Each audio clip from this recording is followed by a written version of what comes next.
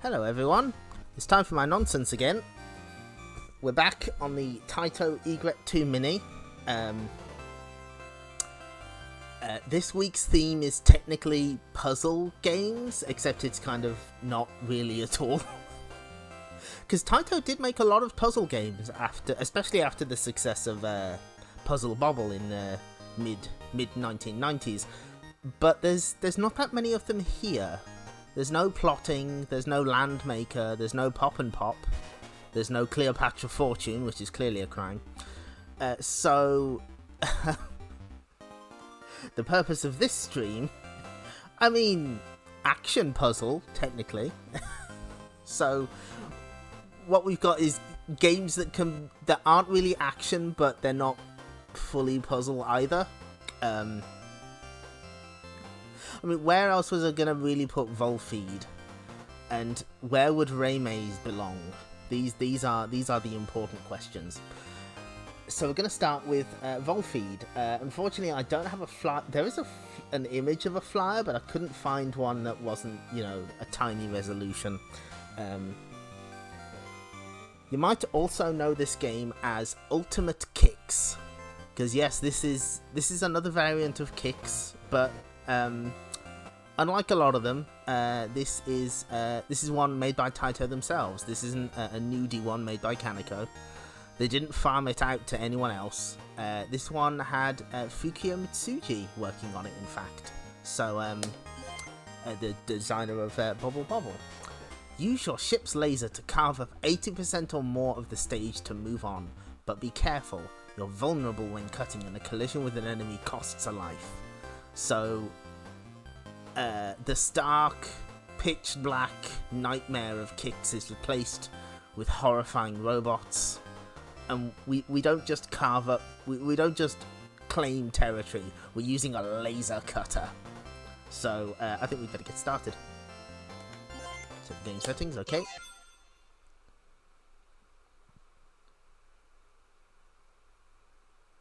Volfied. This is 1989.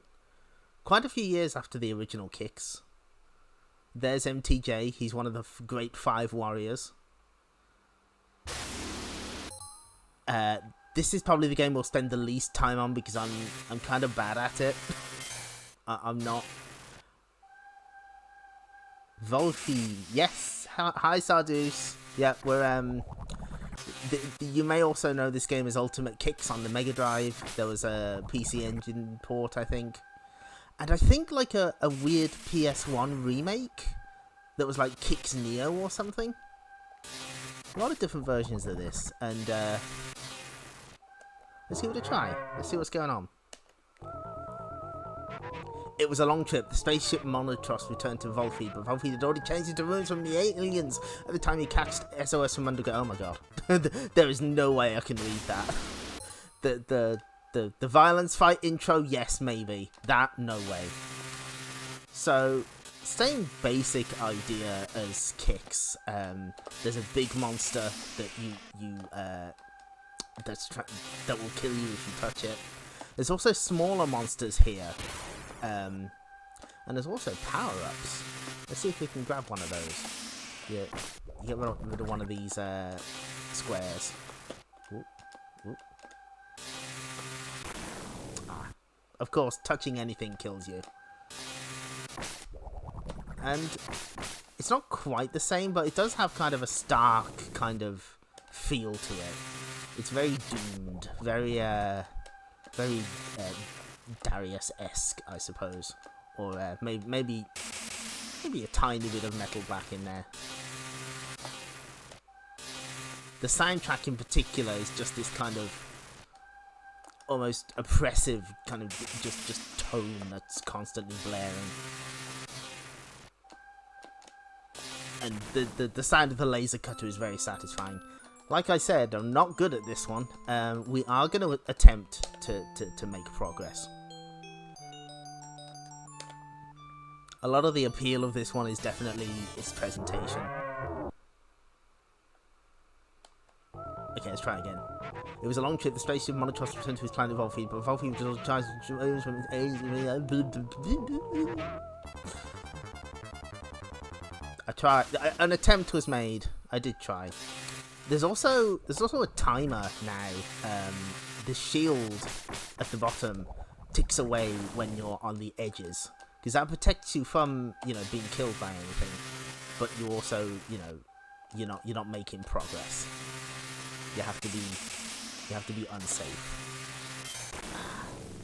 And of course, if they touch your line while you're drawing, sorry, I mean cutting through the laser, cutting with the laser, then you die.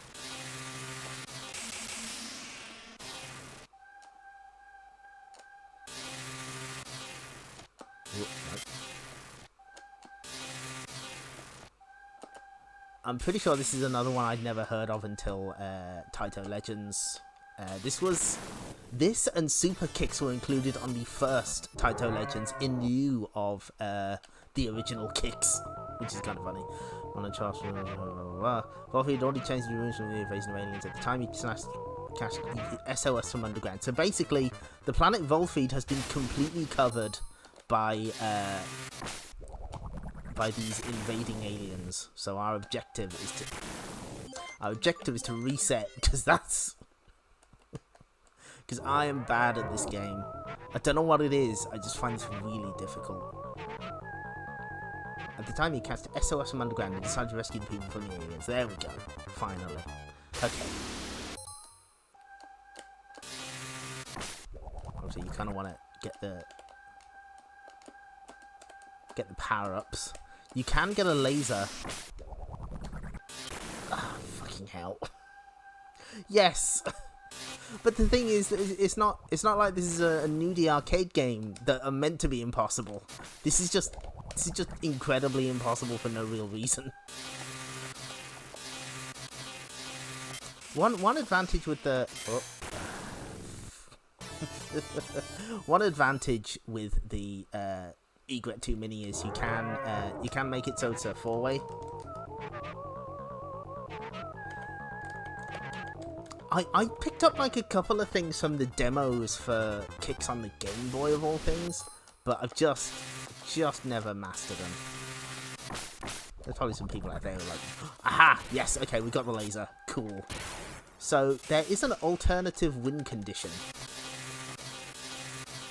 You have to be careful to get it.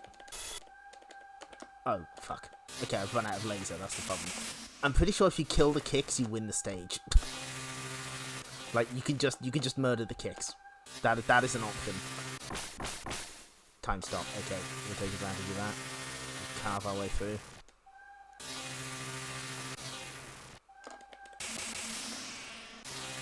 I think you have to claim, yeah, 80% of the board has to be claimed.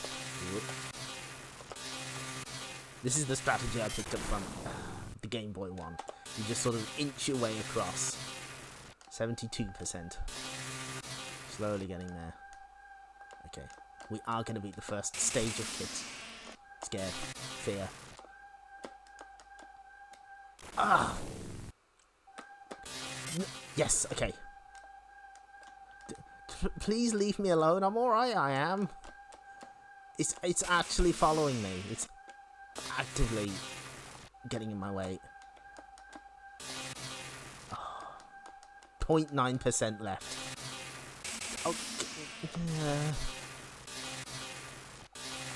Okay, good. I will take it.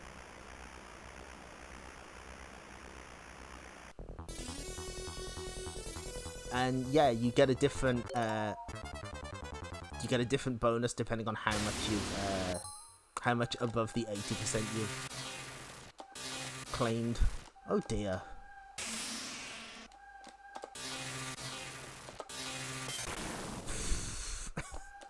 Well, wait, some power-ups have shown up, so maybe we can... Oh, no, that's fine. This is... You're alright, this game is pretty rude. Okay. Oh. I mean, I feel slightly better about it. We'll give this a couple tries, and then we'll... Oh, Nicole Express, oh hi! Thanks for following. I know you write really good stuff about arcade games. Welcome. I'm sorry in advance, we're going to be playing Taito games badly tonight.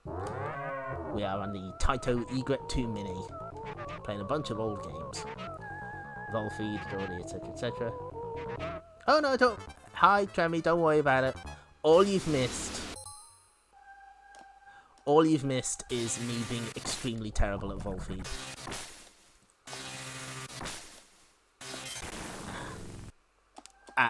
I mean, you're getting the experience right now. Man! Oh, God.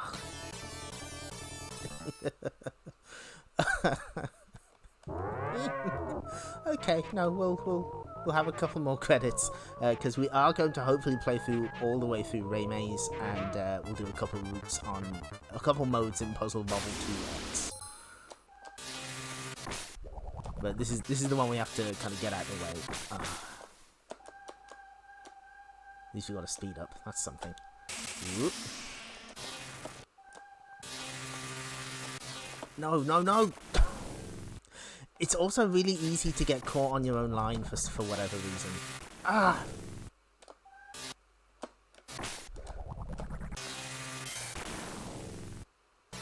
The problem with being chased is it gives you false hope. It gives you the hope that you can actually, you know, get out of it.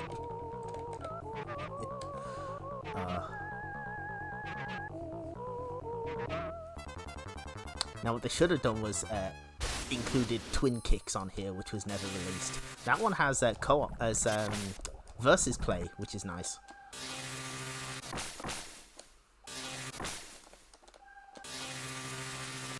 And depending on which version, whether you're playing it in Japanese or US BIOS mode, you either get Monuments of the World or extremely cute art by Izumi Takemoto, I think, who did the art for games like Lup Salad and Yumimi Mix Remix, which was recently fan translated. One of my all-time favourite artists. Highly recommend you look up their work. Okay, we're actually getting somewhere this time because we got the speed up item and we actually kept it. Oh yes, that's right. These small fry enemies you can actually trap. But the kicks itself, well, I guess it's a kicks, can't be hemmed. You know, you can't trap it. I don't know whether multiple kicks show up later, so you can do the split them like in the original game. Oh boy, this is down to the wire. Come on, yes. 0.1%. Come on, yes. That'll do. Yeah, listen, you got to uncover pictures of pyramids. That's a good hobby.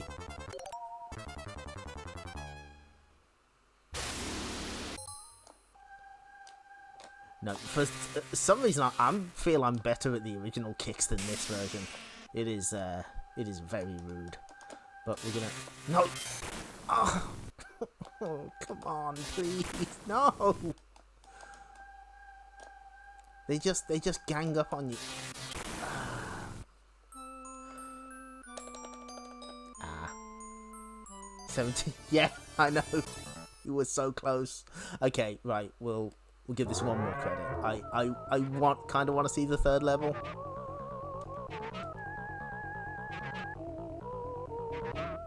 Oh, nice. Yeah, that's the one that Kaneko did before they thought, what if we did this but with nude ladies instead? Of course, the objectively best version. Oh, for fuck's sake.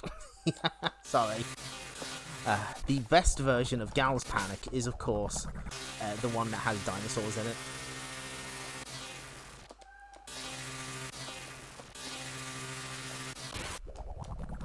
Okay. Yes, sick.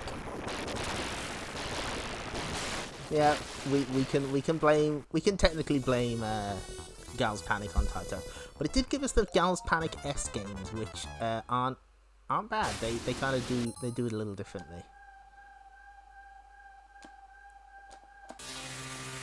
Yeah, as soon as there's an opportunity to grab the items, it's lost to me, of course. No.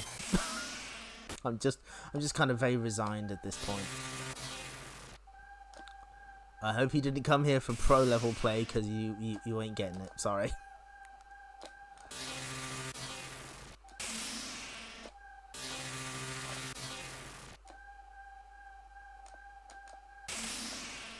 But I figured this was like, this seems to be like a fairly, at least well-known game-ish.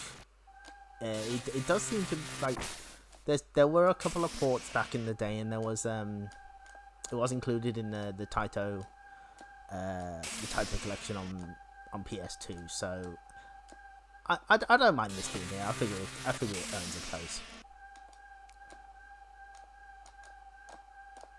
You know, makes a nice point of comparison with the original Kicks. Okay, they're finally starting to leave me alone a little. We might be able to eke out a victory here.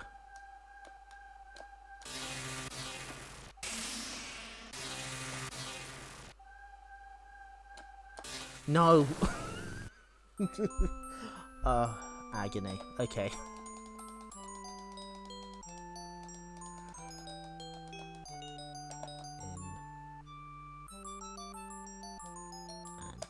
Okay.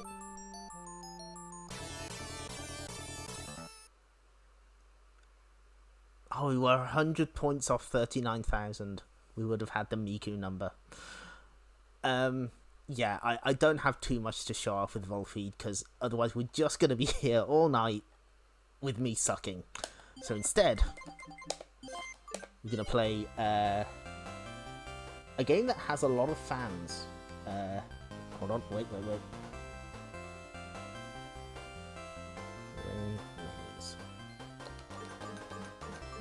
This is 1988's Raimais, and before I do anything else, I have to, hold on, gotta open up my text file full of links.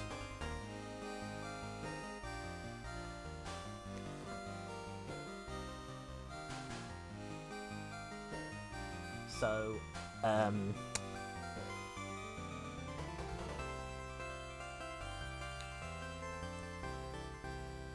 Devil Ray, or Zero-chan, or gaming, the web mistress of gaming.moe, has written perhaps the definitive set of articles about Raimais, which I've linked to here. She is officially the world's biggest fan of Raimais. She got a doujin of fan art printed and sold. So if there is anyone who can claim to be the biggest fan of Raimais in the world, it's Devil Ray. And so if you have any questions about Raimais, you can look at that link. I'll post it again once we beat the game. And yeah, this is kind of Taito looking to the past. They decided in 1988, why don't we try making a new kind of maze chase game? So this is in the vein of Pac-Man, Lupin the Third, also on the Taito Egret II, Lock and Chase, the classic NATO defense. What's the other one with Abscam? Yes, Piranha. That Pac-Man hack that turns them into pirates. But yeah, this is a 1988 spin on Maze Chase. We play as Rika. Oh, what's her name? Rika Mori. No, hold on. I've got to open the page now. I'm not getting her name wrong.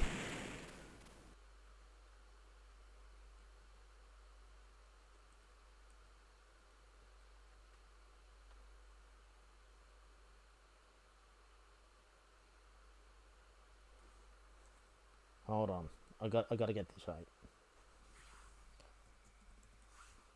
Rika Midorikawa. There we go. So she drives her futuristic bike vehicle thingy called the Organizer, and she has to solve the 32 deadly mazes of Mr. Molto to rescue her brother.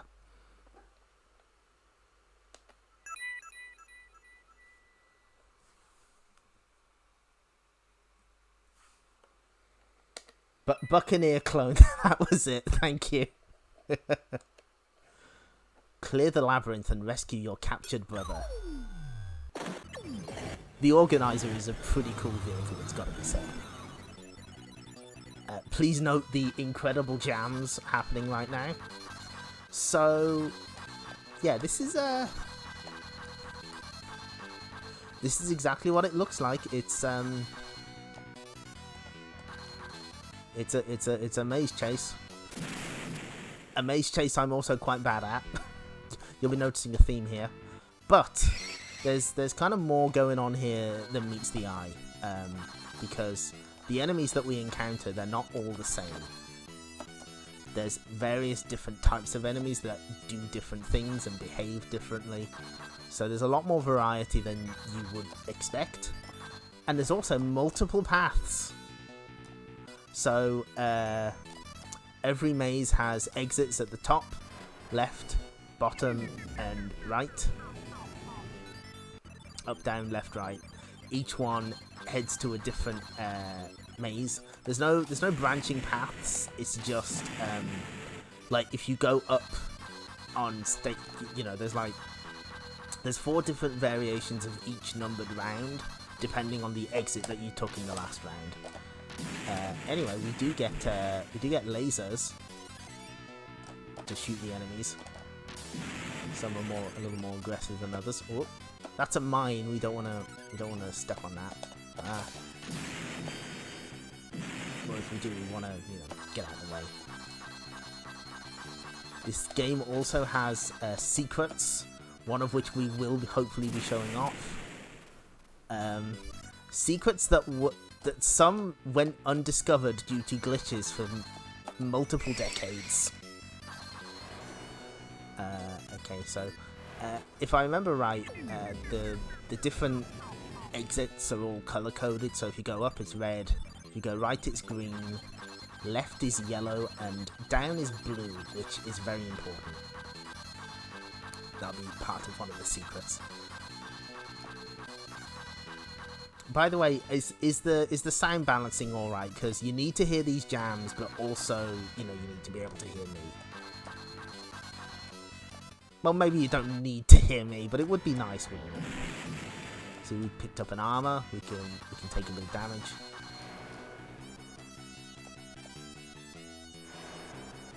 Okay, great, thank you.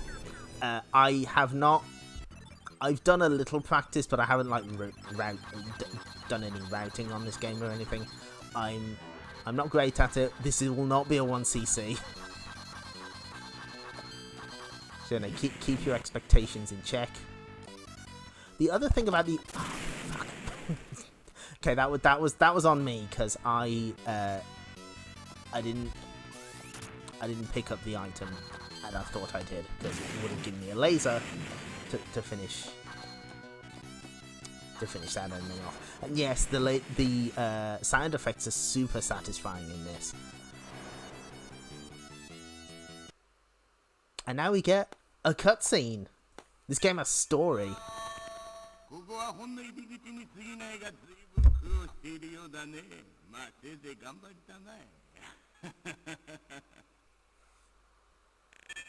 Now, I do have, if you'll bear with me just a moment, sorry to pause.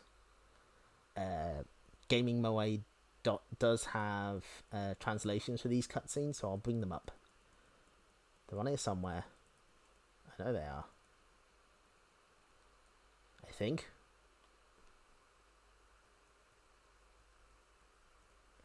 Okay, here we go. So, Mr. Molto there said, "This is just the beginning, but you look like you've seen better days. Good luck, you'll need it." Ha ha ha. Okay. So yeah, that's Mr. Molto. He's the bad guy who's captured our brother and is making us go through these ridiculous mazes to save him. So the total length is 32 stages.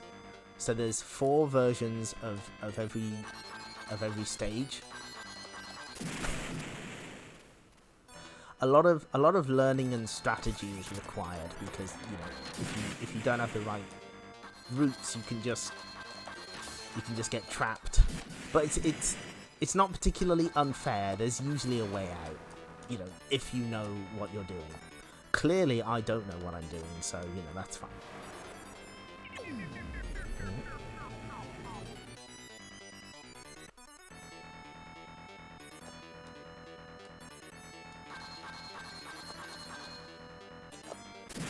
Incidentally, Taito knew exactly what they were doing when promoting the Egret II Mini, because one of the first trailers uses this music to advertise it. They were like, we know what you people want. You want Raimais. I wish I could find some items. These guys are really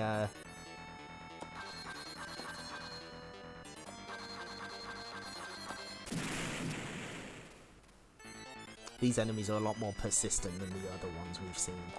Now, one of the secrets we're definitely not going to be able to see because of my incredibly poor gameplay is if you reach cutscenes without dying, you actually get to skip ahead. You get to skip ahead a couple of mazes. Turns out it's incredibly difficult to talk while you're playing this game. It's very intense. Partly because you can't stop. The organizer has just keeps advancing.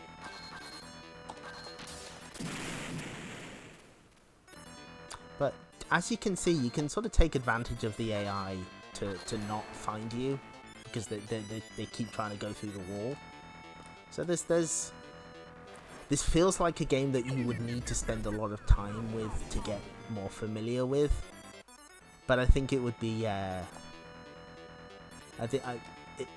It seems like it would be quite satisfying to do so.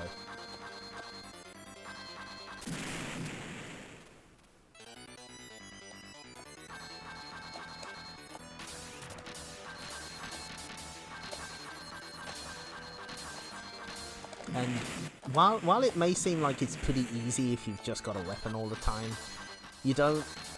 The enemies respawn very, very quickly, so it's not as big an advantage as it may seem to grab it. And the enemies are always speeding up as well. Oh yeah, it is the American flag. Well spotted. I've realised why I'm doing this wrong. I forgot that this is a 2-button game. You've got an accelerator. That generally helps.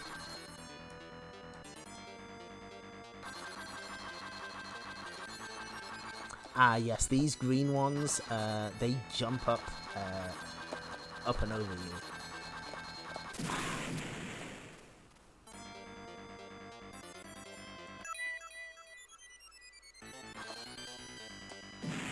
Now, one thing about the Egret II Mini is that, yeah, there was no getting out of that one. So there's only like one version of each game on here, and for Raimais in particular, that's probably for the best. Yes, you see what happens here is once you get that final dot, the enemies, the green enemies will start chasing you. I believe. So bad at this.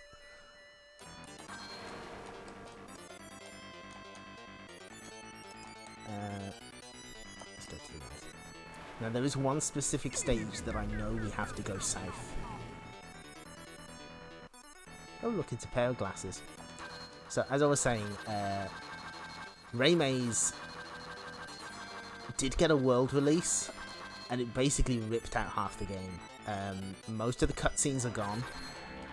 There's no proper ending, and it just had, well, there's no ending quite as dramatic as the one we're going to see, let's put it like that. And the multiple routes are completely gone. You just play a set of, I think it is still 32 stages, and that's it. You get a generic ending and you're on your way. They basically gutted half the game, and I don't know why. Now, of course, you've got oil slicks to deal with. Makes it spin wildly out of control. Whoop, whoop.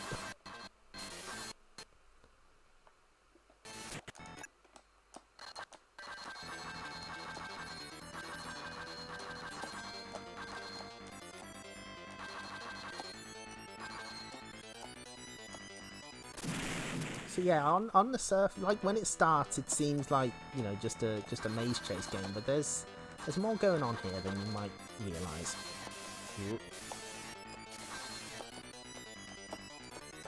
Aha.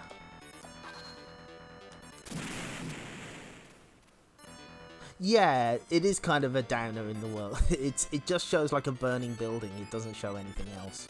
But you know, your mind has to kind of fill the blanks. You know what they did? We could have had some fantastic Taito English, but we were denied.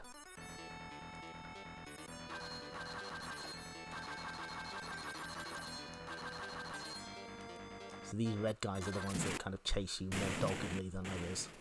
We have yet to meet the most sinister enemy, however. We will be seeing them in due time.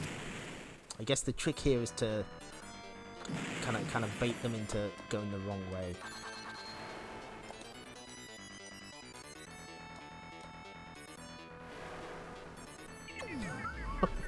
Yeah. Okay. Right. First thing that reminds me. I believe the voice actress for Nancy from Chase HQ was identified. She does have a name. There is a name to put to her. But the other thing is, does anyone know the name of the guy who played... he did like a bunch of voices. He was the voice of Raymond Brody in Chase HQ. He was probably the narrator for the Ninja Warriors. I would love to know if that guy has been identified, because that is one of my favourite voices. So now we properly get introduced to these green guys. They will jump and you can zoom under them. We've also been introduced to grey plates. Plates are what the term for the dots that you pick up. They have to be run over multiple times in order to be removed from the playing field.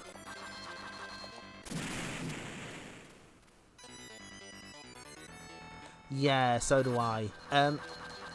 Have you? It's in the Mega CD version, so I guess it's not really unused. But there is that amazing intro to the Ninja Warriors that doesn't get used in the arcade version. Probably because Taito of America didn't want someone very loudly saying the words murder, drugs, and sex in an arcade. That is something that happens. It's pretty great. Okay. Fuck, where am I? Okay. See, you don't want to go at full whack all the time necessarily, but we will grab some armor. That'll be helpful.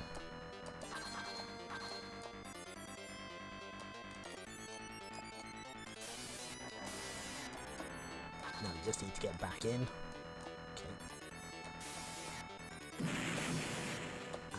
Please. Yes! Excellent. I know, it's really great. Okay, the cutscene here. The first part has no translation on gaming.moe because no one who was sent the sound file could understand what was being said. But the rest was, I hope you're prepared.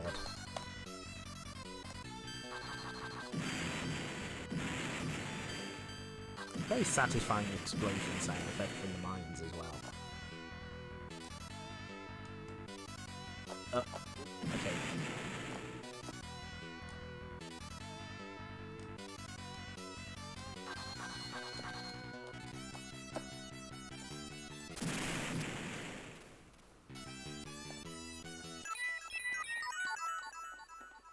Again, I really hope you weren't expecting completely stellar play, because you're not getting it in this game.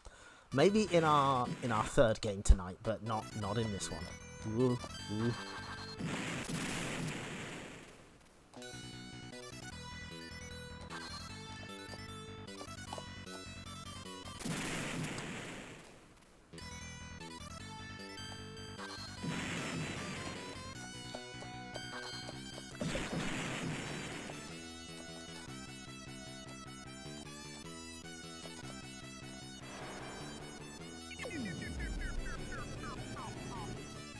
Oh. Oh, yes, that's yes, Cack, that's how they want you to play the game. You have to collect the dots in order, just like Rainbow Islands.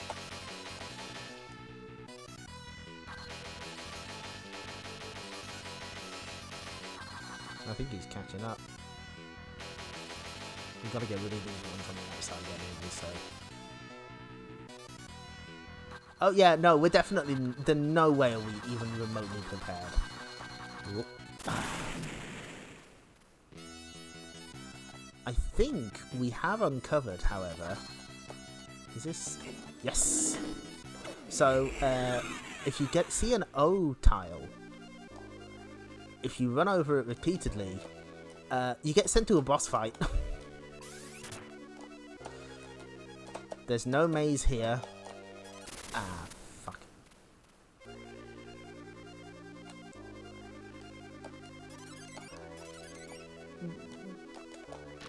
I have thoughts about Rainbow Islands. We'll get to them when we play the game. Anyway, so yeah, we straight up have a boss fight here. All themed around mechanical insects for whatever reason. But there's an advantage to doing this, which will become apparent.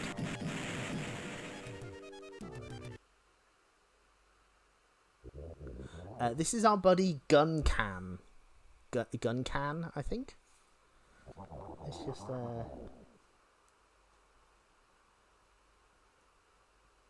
he's just our buddy in the maze. He's cool.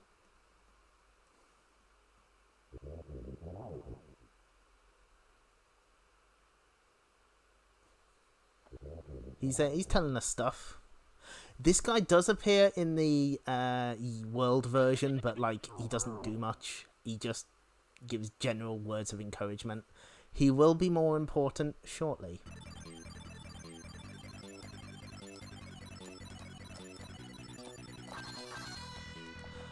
And now we meet the worst enemy. This is the worst. This is the Norganizer. We're driving the Organizer. These guys are Norganizers with an N in front. They lay plates down. They constantly spawn plates for you, which is really good and cool of them. So you can't beat the stage until you get rid of all of these.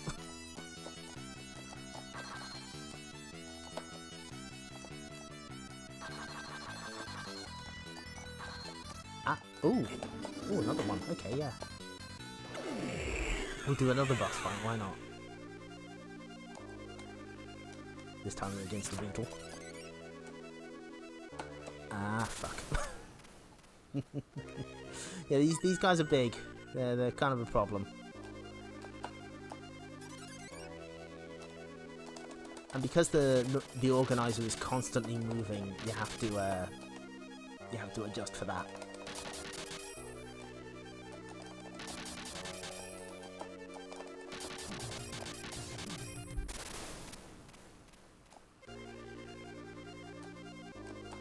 Yeah, these are officially called reverse rounds. Ah. No, don't. The corner, the last place you want to be. Oh, it was one hit away as well, of course it was. Hi, Guncam. Let me see if I can quickly bring up like translations of some of this stuff.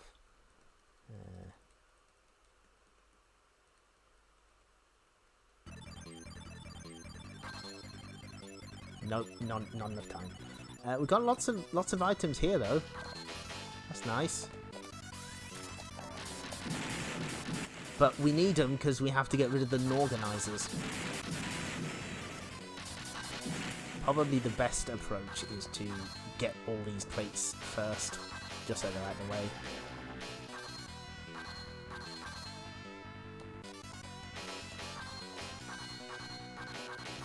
Yeah, you guys can just fill the outside as much as you like.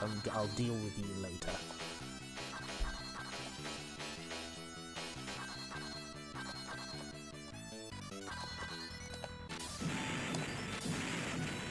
I'd prefer that they didn't get in here, because then that'll make more problems. Guess they've decided to make the inside of the structure their home. That's fine.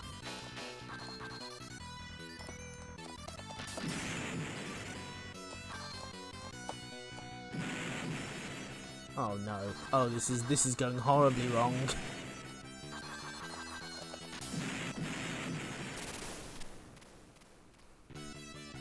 Can we still stop them?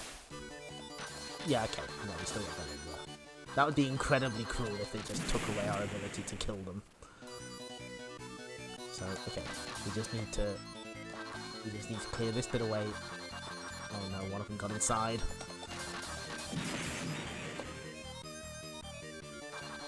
Phew, okay. Now what round are we on?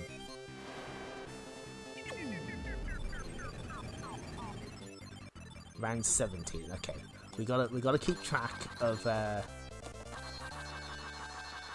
ooh, now can we get to the end for nope.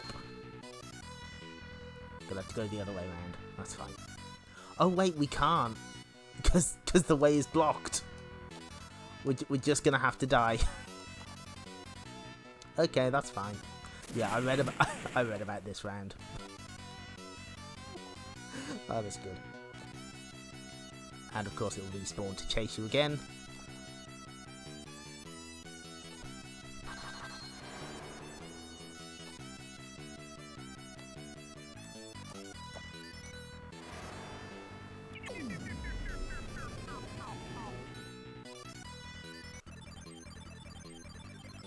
Okay, so we're on round 18 now. I need to keep track because...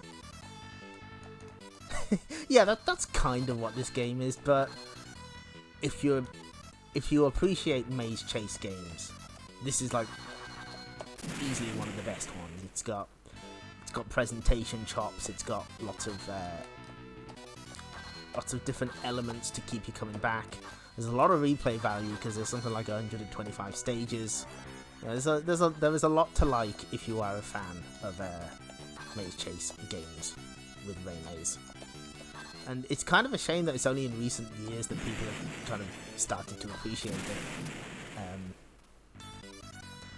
It was on Taito Legends 2, and I didn't really get it at all. Primarily because, you know, it was the world version that sucked.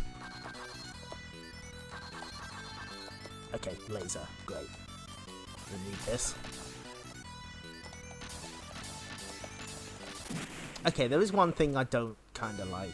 Sometimes it looks like there's a gap in the wall, but your organizer is actually too big to fit through. And it's just visually confusing. I know that I can't fit through, but it's still...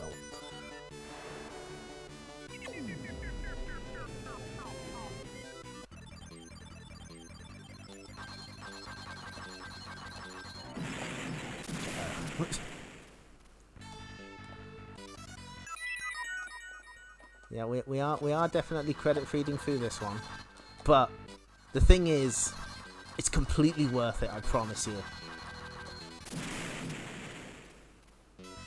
Okay, round 19. I need to remember that.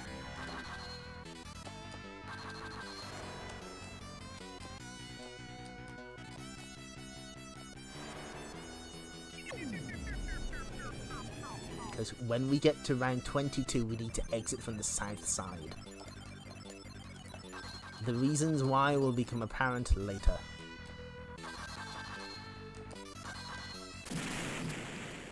Actually, that's a lie. What we need to do is we need to make a save state on round 23.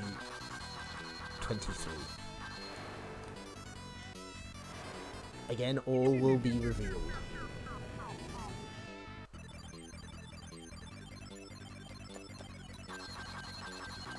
Nope.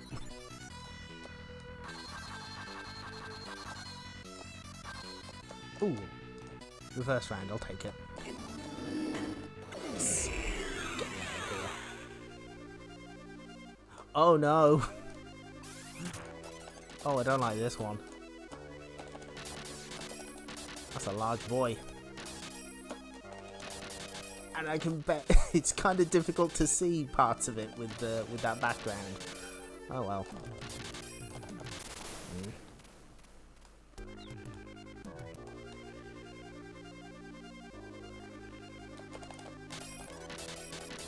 Okay.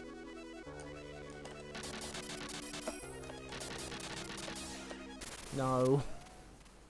These bullets are kind of tough to see too. Okay.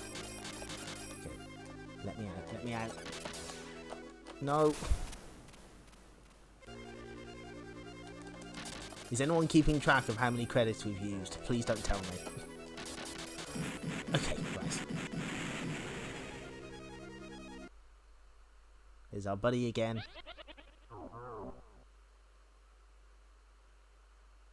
He's crossing his arms. And yes, excellent speaking noises from this guy. I dread to think how they were recorded. So. No. Are we going to make a save state here? No, we'll do it on the next stage.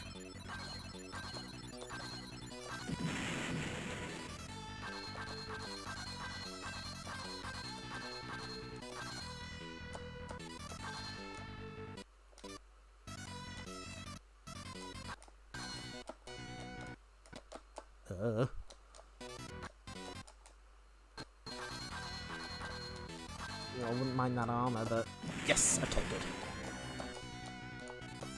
Fortunately, armor stacks, so you don't need to use it up before you can grab more. Okay, right. Ooh, twin joys. I don't know. I'm not sure about that.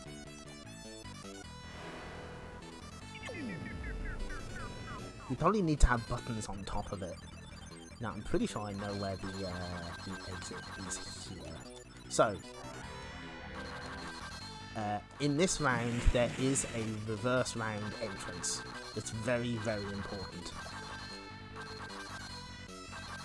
But for now, we're going to play like we're playing a normal video game. We have just stepped into the arcade with a bag full of quarters.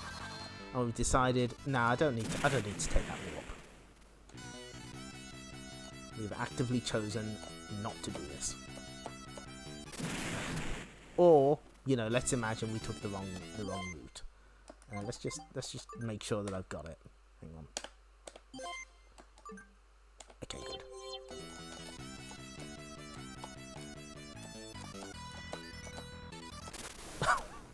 Oh yeah, you can get squashed by the doors too. In these labyrinths, everything is out to kill you, I'm afraid.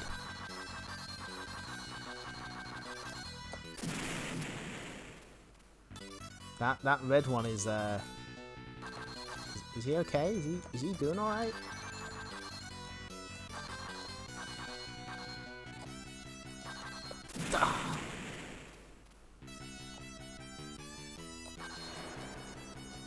Being able to shoot the other way down a corridor would be useful, I suppose. I think we're in the graveyard. I think that's where we've ended up.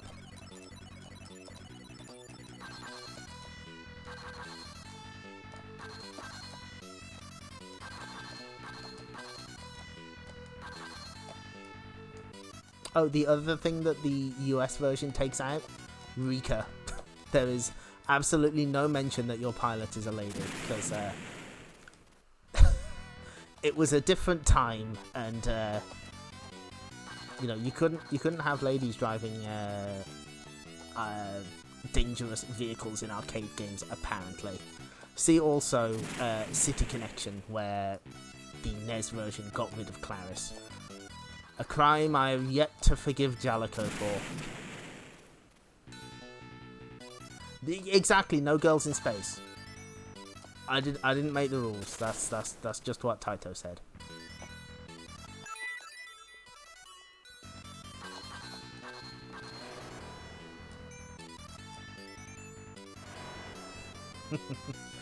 And here's our third cutscene. What's being said? Hang on.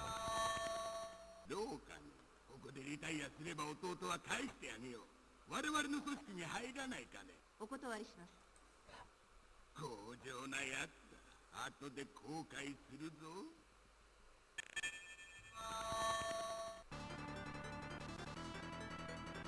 So that's actually one of the more famous scenes. Mr. Molto first says, "Why don't you give up on getting your brother back? You can join us."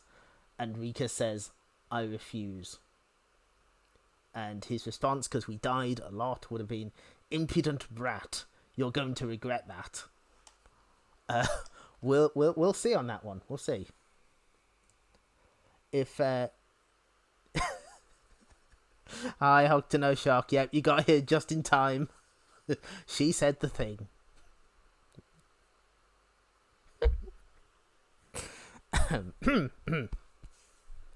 So, if Gaming.moe's hunch is right, Rika is voiced by the same person who would go on to voice Fran in Final Fantasy XII. I think that's pretty great.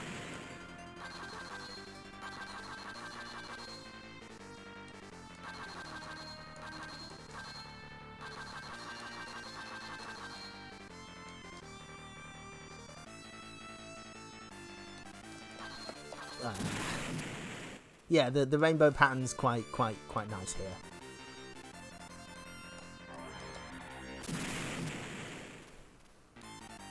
Although this is kind of a difficult stage. You know, thinking about it, this game kind of reminds me a lot of Head On. Probably because of like the faster pace. You know, it's more intense. And yet, weirdly, Head On would get its own contemporary remake or inspired reimagining by Konami of all people. A little game called, I think it's Fastlane, which has a Gradius style power-up system.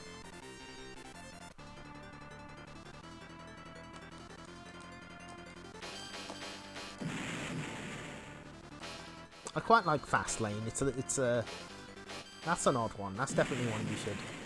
Oh, I forgot that the organisers can also steal your items. They can steal items you find and use them against you. So we're kind of fucked. We're in dire straits. Things have gone incredibly wrong almost immediately.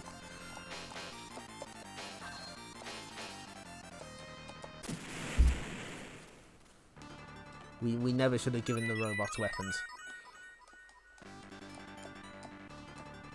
Yeah, as soon as it happened, I was like, "Oh no, I remember now. I'm going to die." At the very least, we've got infinite credits on our side, so we may be able to cludge this a little. Or better yet, if we kill the one that's got lasers. Assuming we can find it. I think it's this guy. Sir, I'm good, thank you. It was worth it. Oh wait, shit. Yeah, give me that. I want. He's still got lasers. I need this option, please. Let me escape. Thank you. And now I better fight the dragonfly. Okay, I'll take the stag beetle. That's fine.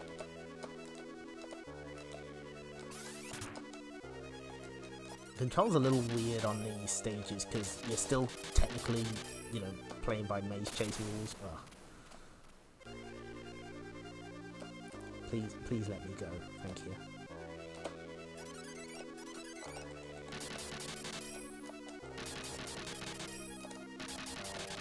Ooh.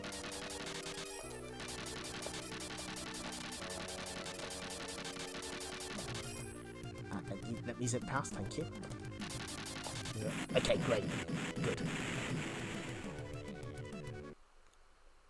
Here's our buddy again. Hi. How you doing, pal?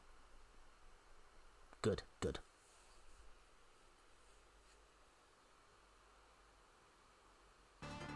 Round 27. We're closing in on the end.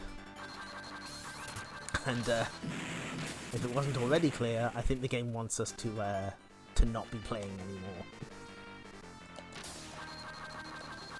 It is seen that we are still persisting and want no part in it.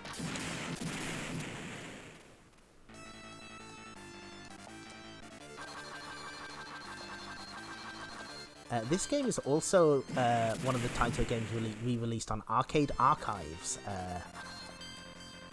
which is a pretty good version that also has a major bug fix that we'll get into later.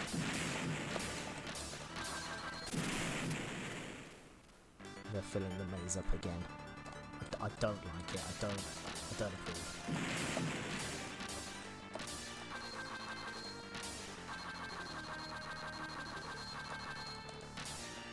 And they still have lasers.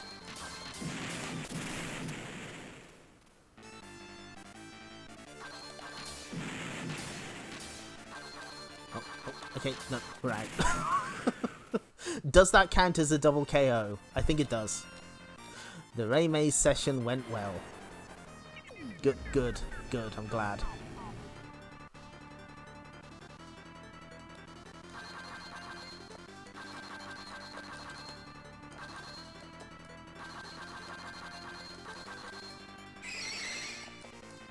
That's a very satisfying tyre screech noise, and it also means that all of the enemies slow down.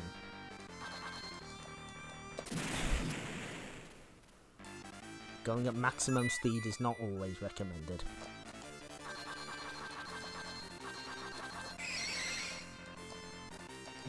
No, we're not going to go to the reverse round this time.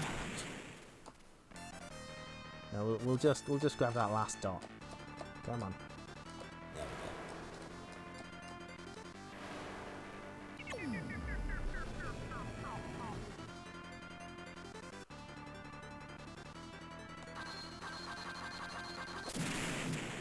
I wasn't paying attention. I was like, oh, can I zip past him? The answer is no. Zip past that guy there.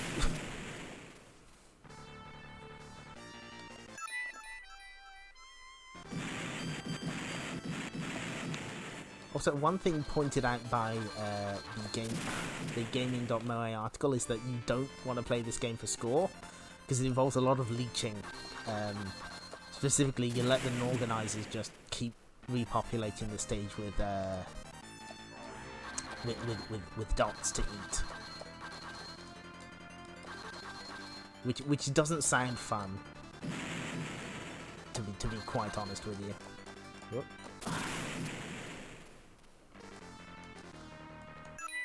A lot of me just being a little exasperated in this game, but trust me, it's completely worth it.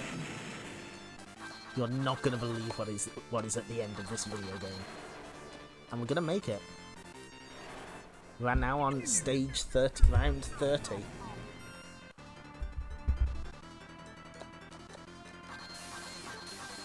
And in this outside section, you're just constantly spinning it. How do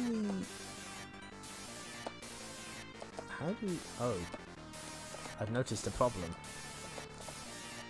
How do we get inside? We keep peeling out. Interesting. No, there's no items here.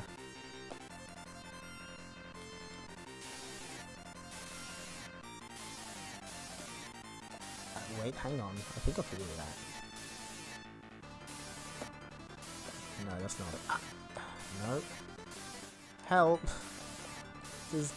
Does anyone know how to do this?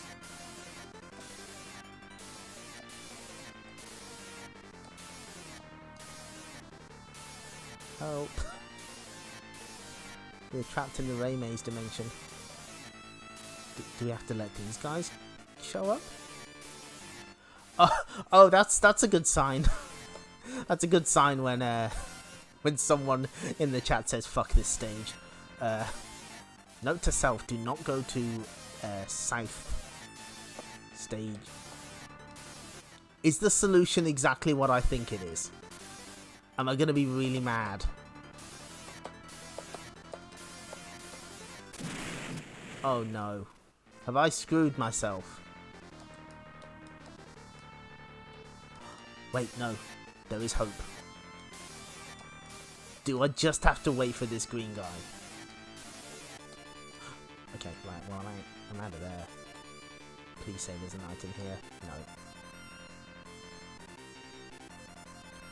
I'm guessing what I have to do is I have to wait for... Oh. Oh, into... If anyone knows what to do on this stage, you are... I give you temporary permission to backseat.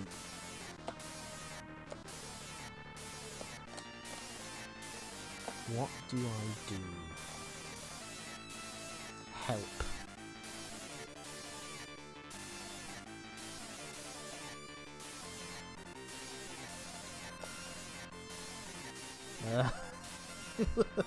We may be... Hurry up. Oh, please, please. Fuck. Right, hang on.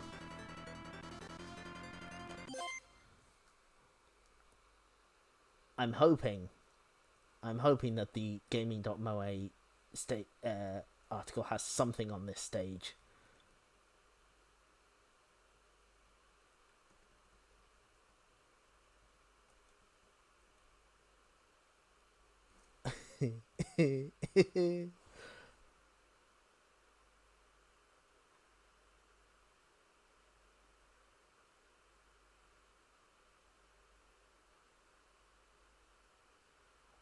What? What? Okay. What we have to do is we have to survive until the hurry up message shows up. We almost had it. We have to wait until hurry up shows up and then wait for the meteors to appear. So, do you want to grab a cup of tea? Do you want to... Oh. Okay, right. No, that's not what I wanted. Ah, okay, right. Well, that's one way to do it, I guess.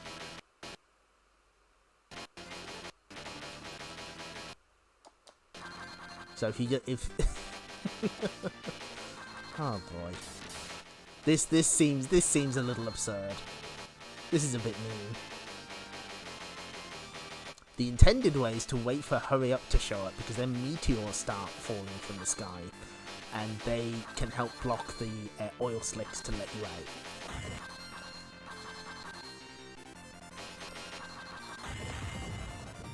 I see. Okay, because when the meteors hit, they leave something behind. I see. I understand.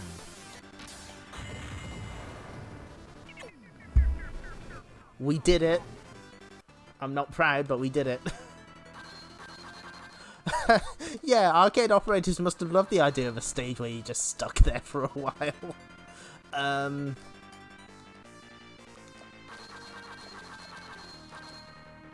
Oh, these guys disappear. Cool. I'm gonna save this story for when we get to Bubble Bobble, but there is a round in Bubble Bobble that doesn't have a time-up enemy in certain versions that can, quote-unquote, cause problems.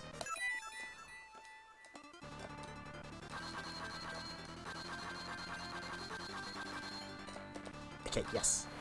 Now, do we actually get a stage for 32, or does it just cut to the... No, okay. This is the final stage.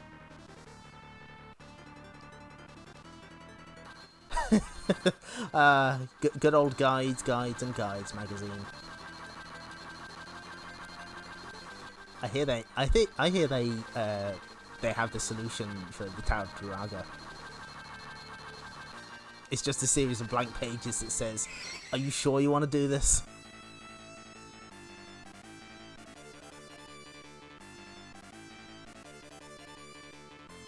That said, I'm pretty sure I'll have to stream the Tower of Duraga at some point. I've got it on Switch. Okay, right. Here we go. Final round. I'm gonna get up what Mr. Molto, what the conversation that is happening, because we're about to meet the final the final boss.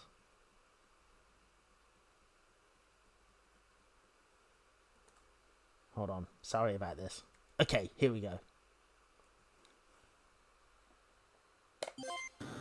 So Rika says, "Mr. Molto, I've cleared all of your labyrinth. Kindly return my brother." Wait, huh? Why is there a life meter? What's... How can this turn into a different game? And he says, "Don't think I'll just hand your brother over that easily. Sorry, but I think it's about time you die now." Oh! Hi! Please don't. No. Oh. Okay, so there's little prompts appearing at the bottom of the screen. Oh dear. This game just turned into Time Gal.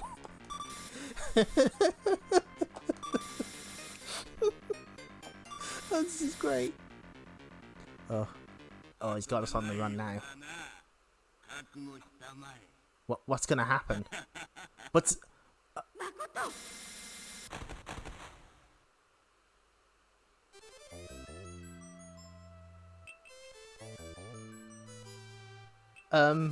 Well,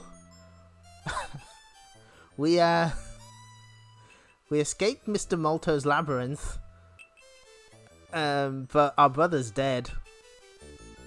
Our brother came out to save us, and he killed Mr. Molto, but it was a double KO, so... happy ending, everybody! Oh, I just love when Taito gets dark for their endings.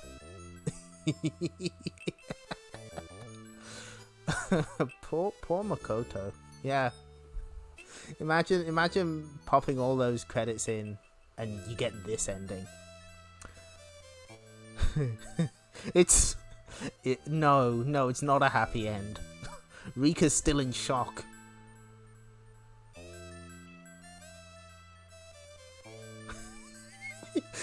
What I love is just how abrupt it is.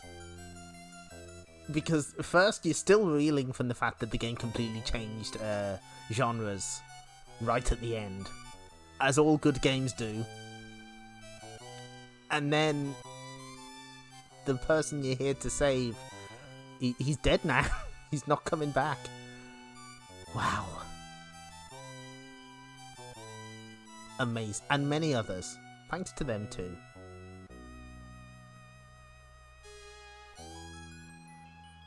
Woof.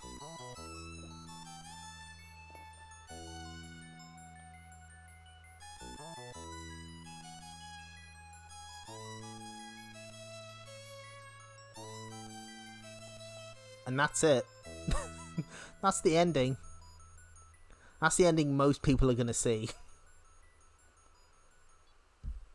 Game over. But it was not a true end.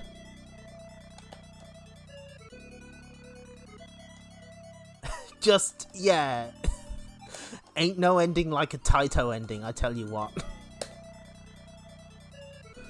Woof. Okay, so.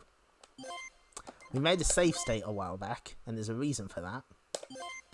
So, the path to the true ending is you need to get to round 23 blue. This is all documented on gaming.moe if you want more. So you need to get to this round and you need to go... I've forgotten the accelerator. Okay. You need to just take the reverse round here. Fortunately, you get one of the easier boss enemies to fight.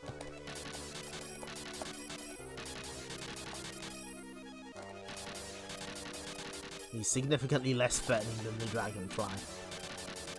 Okay, right. And our buddy, Guncan, is here again.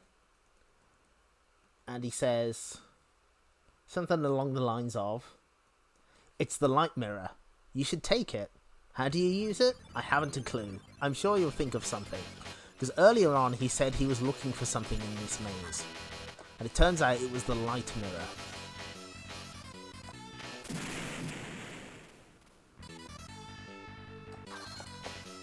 This stage is nice because it gives you a bunch of clear items, so it's easier to get rid of the grey panels. So he's given us something cool. So that's awfully nice of him. But how are we going to use it?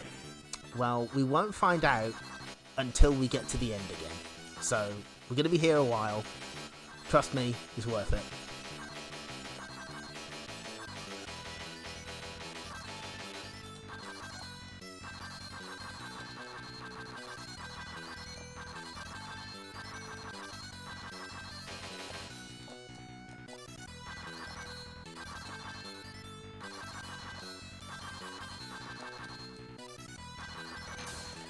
For whatever reason, Taito just really loved putting dark endings in some of their games. I still think one of the all-time greats is the bad ending for Operation Thunderbolt, where you accidentally kill the pilot. And the only ending you get is a picture of the aircraft still on the runway and the text, "The pilot is dead. Escape is impossible." And game over. No continues. No, that's the code to be Goro. That's what that is. Okay. Your idle words mean nothing.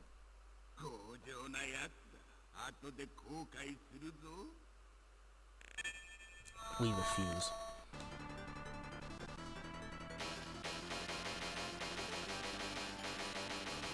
Thank you. She refuses. Rika is as... yeah, there's a lot of good Taito gals, but Rika is pretty high up there.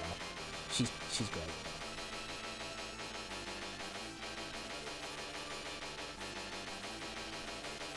What's that? Ah, there we go. I was wondering what was going on with these plates.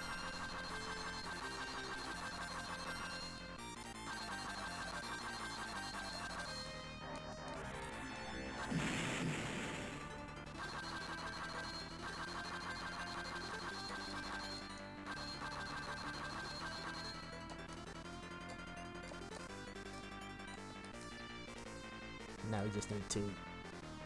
Okay. We should be alright? Yeah. Easy. Okay. Now what's the round I don't want to go back to? Pretty sure it's round 27. Oh boy. Oh no, I don't have time to look it up.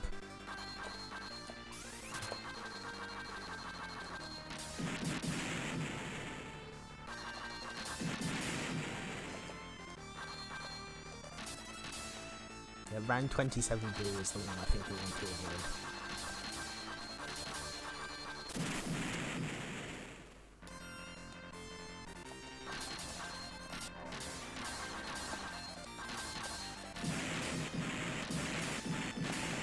Come on. No.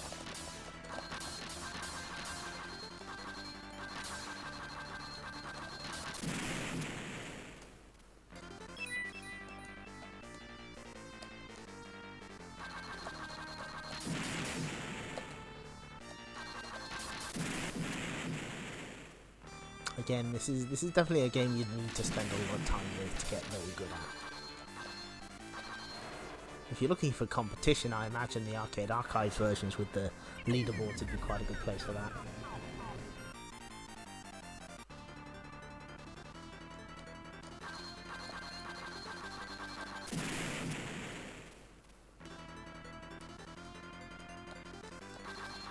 No! Oh! Balls. This is a...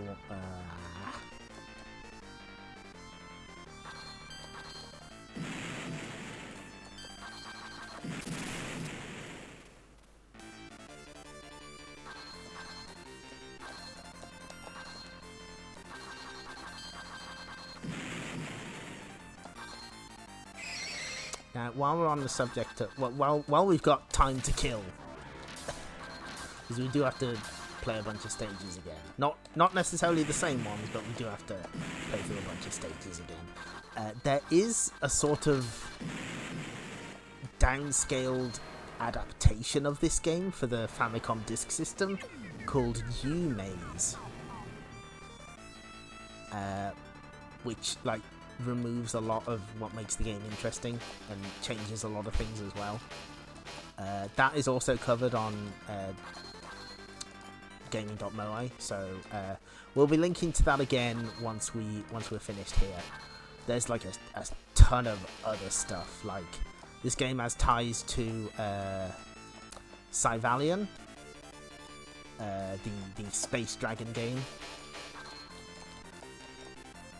It's got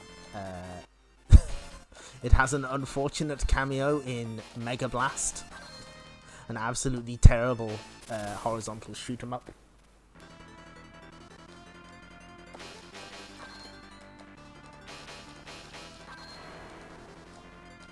Yeah, to be honest, it was one of those games I'd only heard of. I wasn't particularly familiar. I didn't even know it was like connected to an arcade game, but no, Gaming.moe does a good job of kind of explaining what's going on with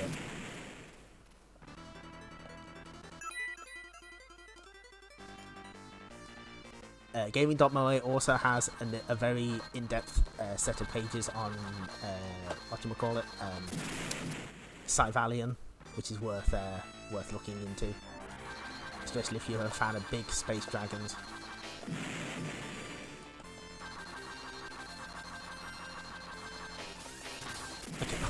Okay, we got a laser at least. That's something. That is something in our favour, because the stage is kind of rough. Okay, don't really need to have the laser.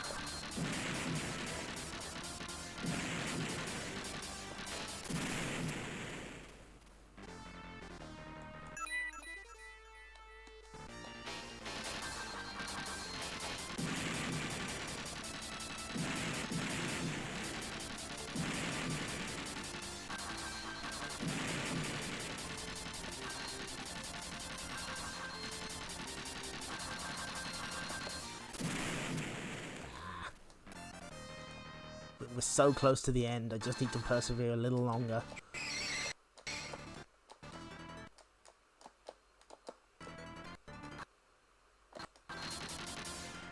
I would like to learn. I would like to learn to be not as terrible at this game. I probably should have done that before I attempted to stream it, but that's fine.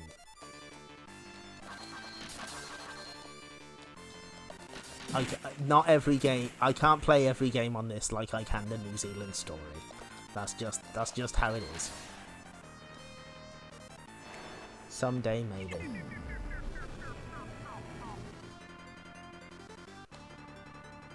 If nothing else, we can definitely appreciate the presentation of this game. Really good.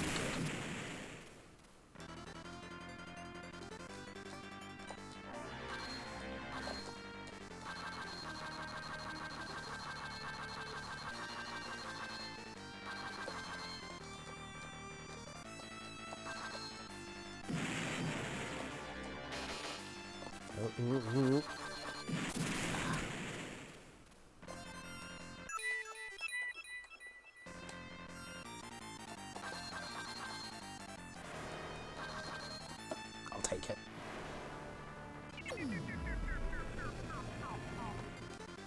Okay, this round seems civilized. Oh, did we get to this one before? Feels like we did. I've been in the maze so long, I don't know what it's like being outside the maze. The Raimais. Yeah, see, there's your title drop. There we go. Oh, damn it.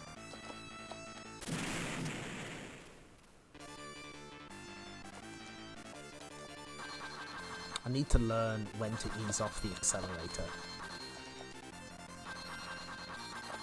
Ooh, hello. I believe that's a random item that just gives you something. like something like absurdly overpowered, like something that removes everything from the game, from this board. What it gave us there was a bunch of a stacked set of armor, so like we'd basically be invincible for a certain amount of hits. That's nice. And there it's giving it us again.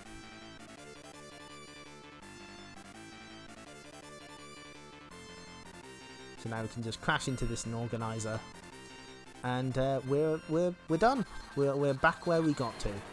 So, I think, are we? Yes. Okay. So the difference here is that we picked up the light mirror from Guncam. He's gonna go through the motions again, but things are gonna pan out a little differently. Mr. Morto, あなたの作ったラビリンスはすべてクリアしました。弟を返してください。君は運のいいやつだ。何回かミスをしただけで無事にここまでたどり着くとはな。そう簡単に弟を返すと思うかね。悪いが君には死んでもらうよ。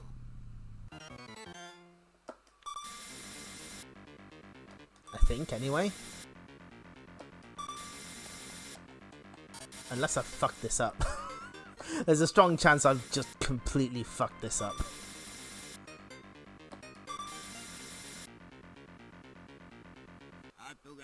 Or is it at this point?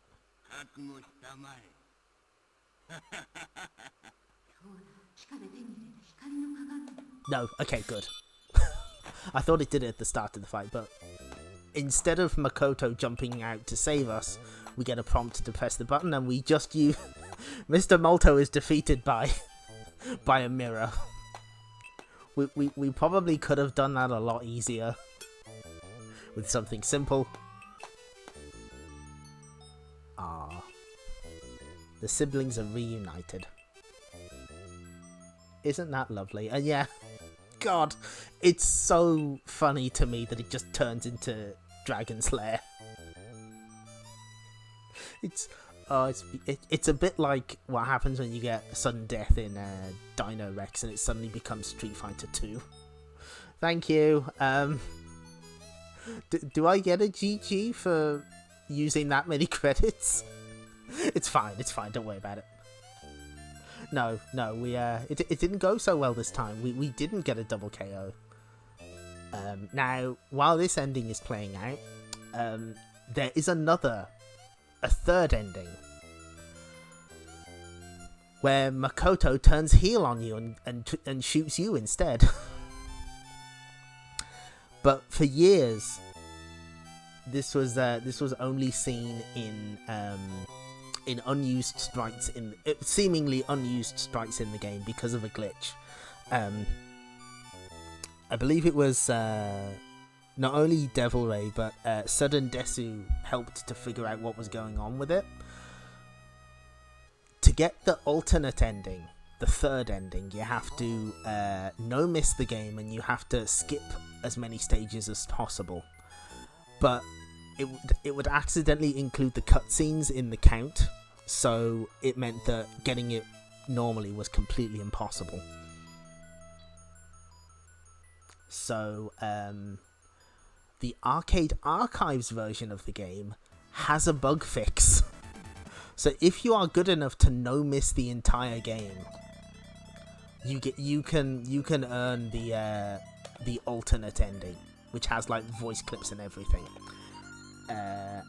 I'm gonna post gaming.moe again. If you have any questions about Raimais, that's where your answers lie. And as a bonus, on the front page, there's art by me in MS Paint, so you know that's something. Yeah, Raimais is a really cool game. I'm not like a gigantic fan of it because I'm bad at it. I would like to learn it at some point, you know, maybe get half decent at it. It's a really interesting take on the maze game, so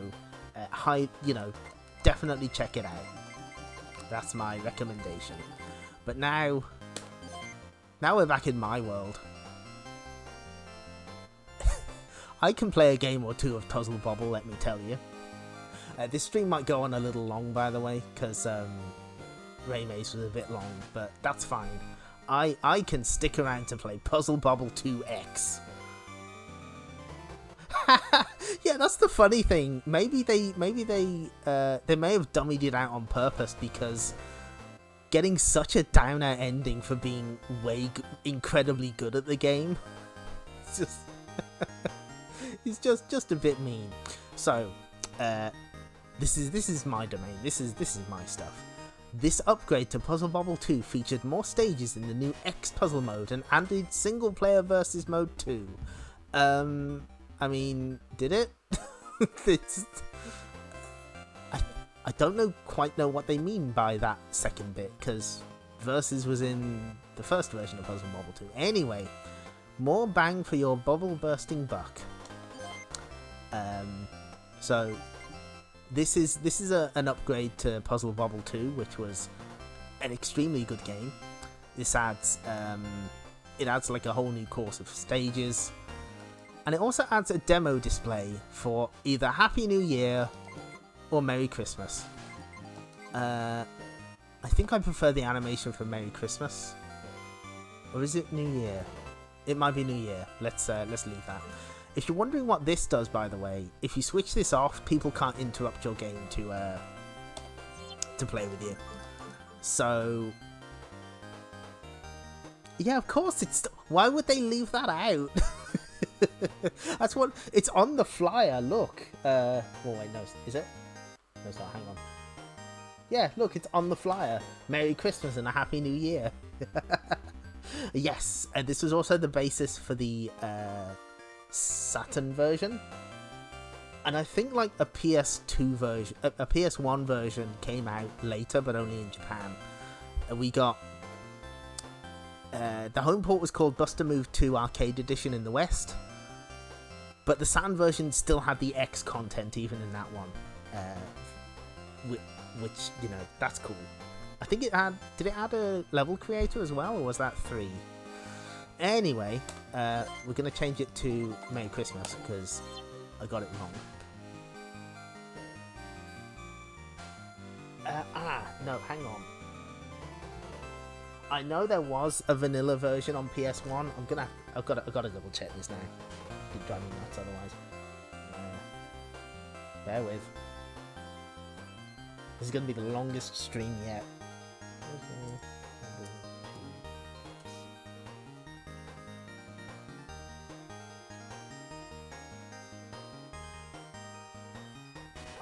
I might be wrong. There is a distinct possibility I'm incorrect.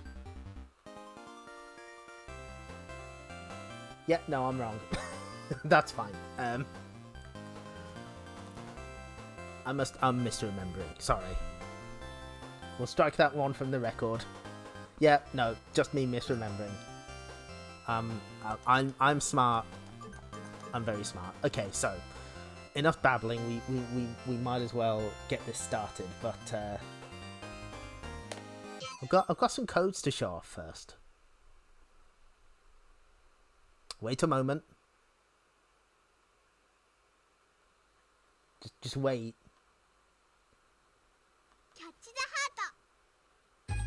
Catch the heart. Okay, good.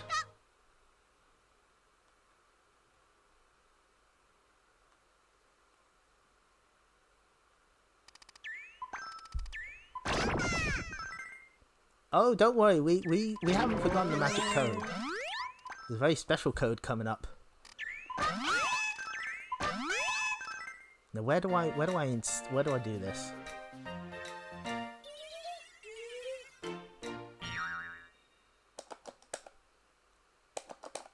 So they change the puzzles available and the backgrounds in single player mode, I believe.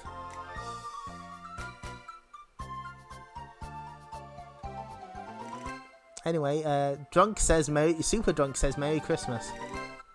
Oh, isn't that sweet? Oh, that's really cute. Okay, now there is another code that I have to do it. I have to do it on this screen. Let me see if I can remember it. Pam pudu pim pudu pamu pom pun. There we go. Cool. Okay, let's play puzzle mode. Hi everyone, I'm a PNGTuber now.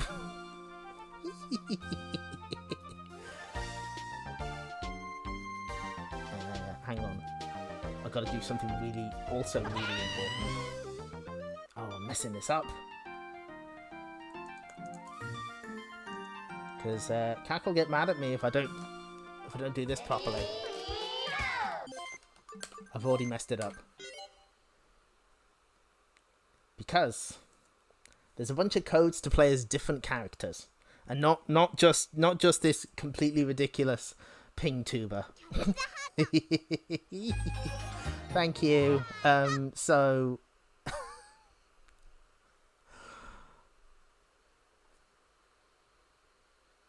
yeah, we got time. I can show this off a little. So I've got a sliding animation first. Let's have a closer look. There I am. Hi. They've even got a blinking animation. We put out all the stops for reasons unknown.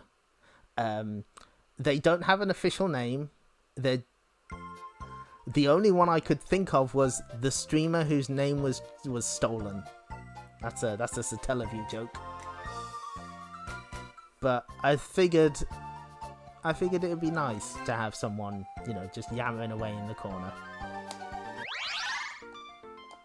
You can call them what you like, but if you call them cute, they very much appreciate it. So we're going to play puzzle mode. So if you hold the start button and a bunch of other buttons, then you get to change your character. So now with this Snake Man, these are all the characters from Versus mode, which we'll go over as well.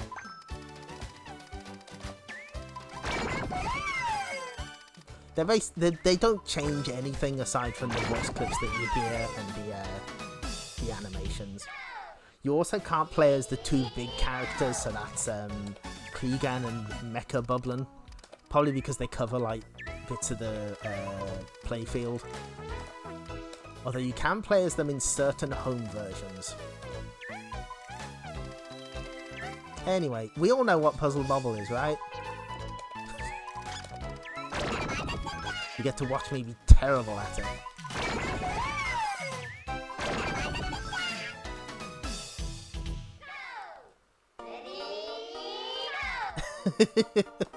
I'm afraid Natalia is not in this game, but thank you for using the correct name.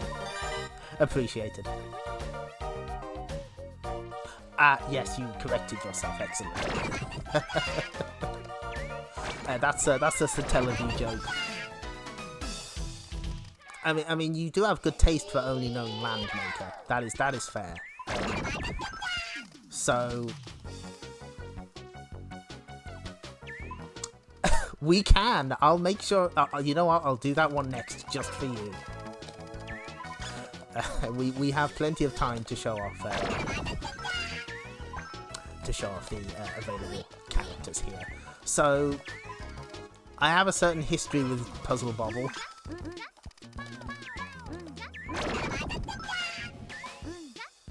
I first saw it in an arcade in the 90s, the Neo Geo version.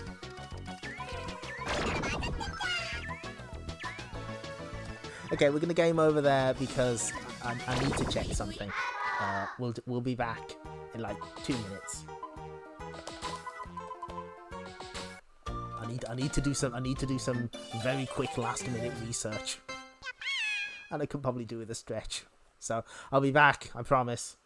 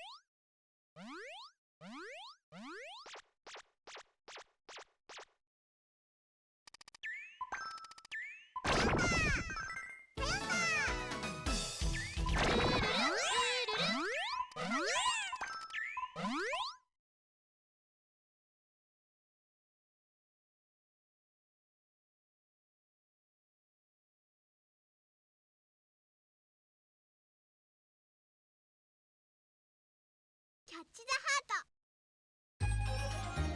Taito!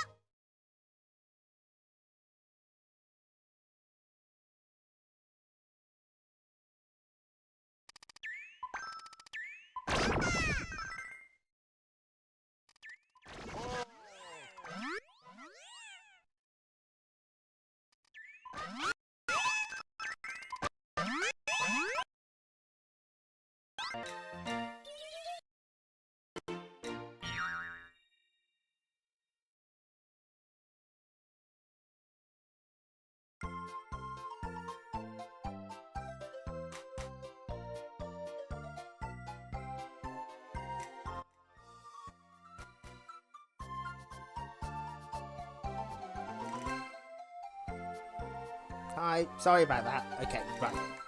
I have to get up a bunch of codes and I have to figure out what I'm doing. But it's okay. So.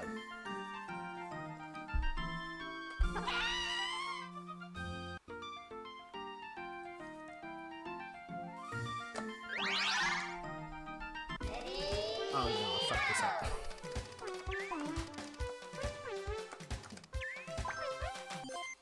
Let me try that one more time. Hold on, wait. There we go. Skip the now waiting.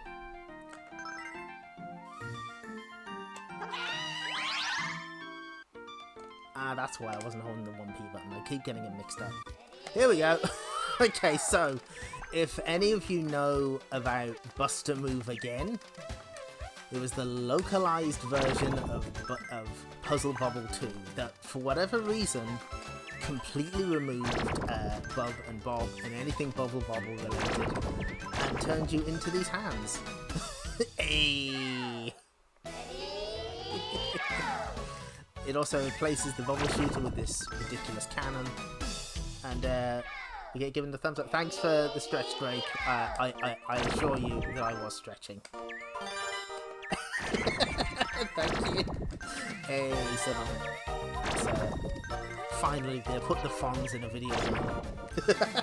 Thank you for all the thumbs up. So, yeah, they completely changed the music, they completely changed your player character. All the characters in versus computer mode were replaced by actual computers. We'll see them in a second. It's a bit silly. I don't really know why they did it, because Puzzle Bobble was released properly in the US. You know, there are boards that changed its name to Buster Move, but it's still, you know, still the same game. It still had Bob and Bob in it. And there are people who prefer the aesthetic choices made by Buster Move again, and I respect them.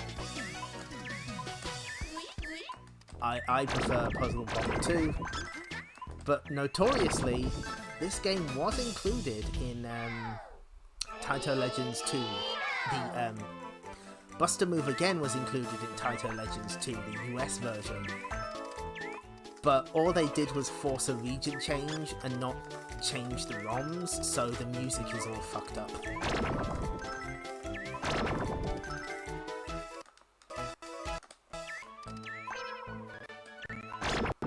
This them screwing the music up is quite the bone of contention. Yes, that's right. And there's also that prototype that was discovered a few... how long ago was it? Was it like last year? The Bubble Buster prototype that was hiding in the B system version, I think. But like they found a proper version that had the right sound ROMs. That was a version of the first Buster Move.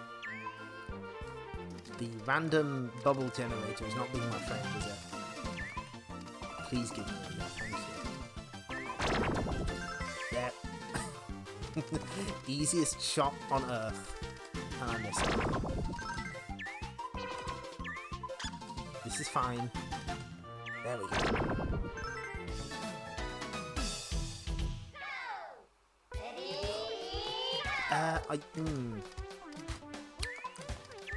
If anyone would know, it'd probably be you, Kak. I can't remember right now. Oh no, you're talking about Buster Move again. Yes, they would have taken the ones from Maine. Yes. Yes, because Taito Legends 2 basically used bits from Maine.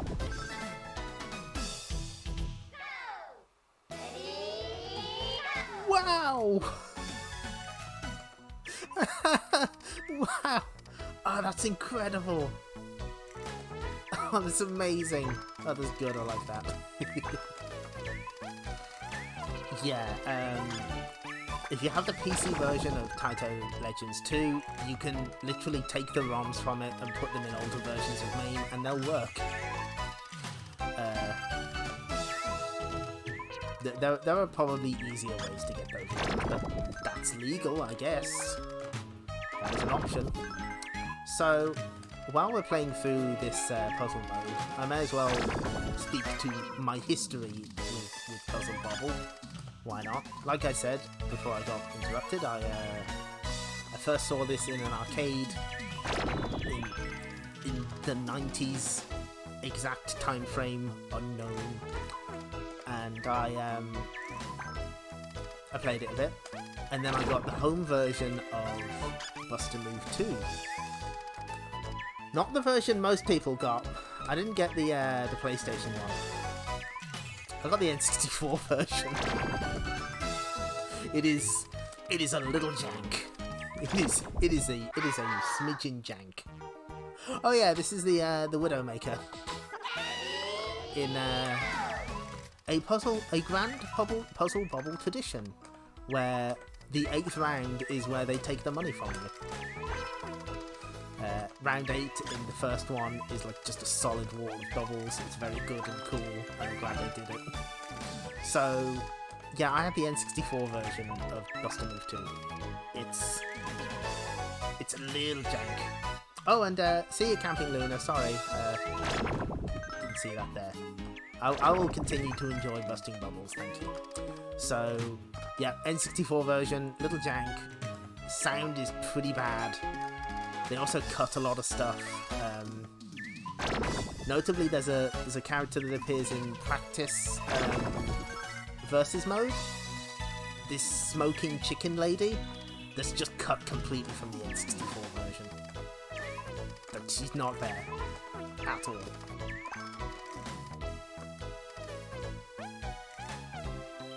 Yeah, I'd say it's a better version of the game than Buster Move 3 was on the N64. That version is rough.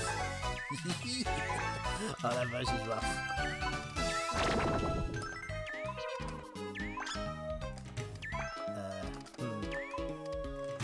I'd like a red, please, thank you.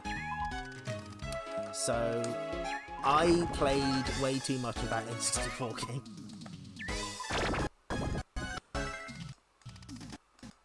I'm not familiar with the Windows version. I wonder what that's like. And from there, I got Buster Move 3DX on the PlayStation.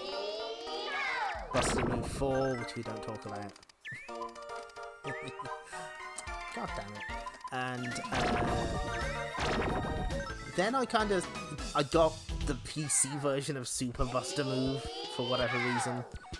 And then I just kind of stopped.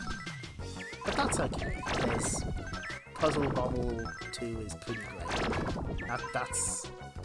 Where do you even go from there is the question.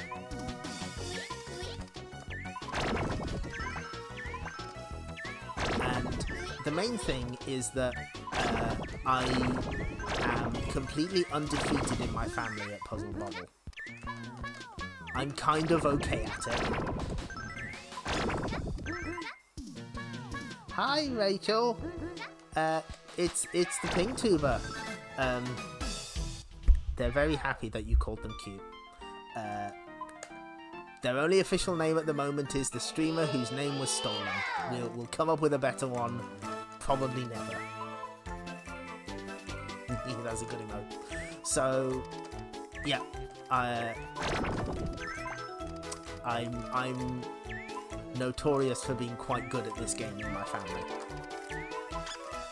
Multiple my brother, my parents, multiple cousins have tried to defeat me and none have succeeded.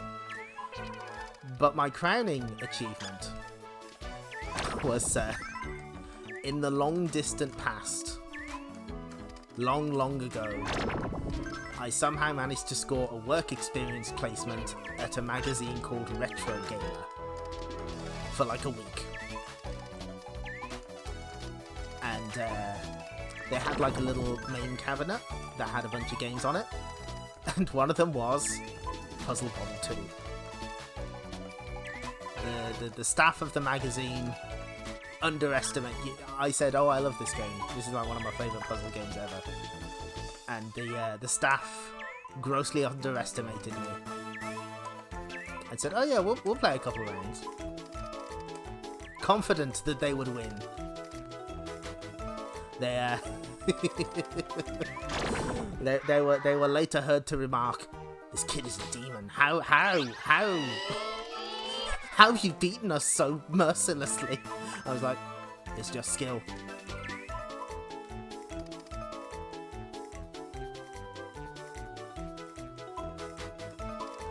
Oh yeah, please remind me, chat, to change character, because this pointer sucks. Yes, I'm gonna show off. What you can do is you can change character in this game. I've just noticed this terrifying face behind me, behind the bubbles. No, I'm not keen on that. I don't like it. God, I wish they had Azumanga Daioh. Yes, but no, I handily defeated many staff members at the Retro Gamer Towers. That was a fun week, and then exactly a week later, that publishing company shut down. At one point, Retro Gamer changed hands completely because the company that was running it went out of business entirely. And I was there the week before. I'd just like to say it wasn't my fault. I promise you, it wasn't me. I'm completely innocent of all charges. It was just, yeah, I wiped them out.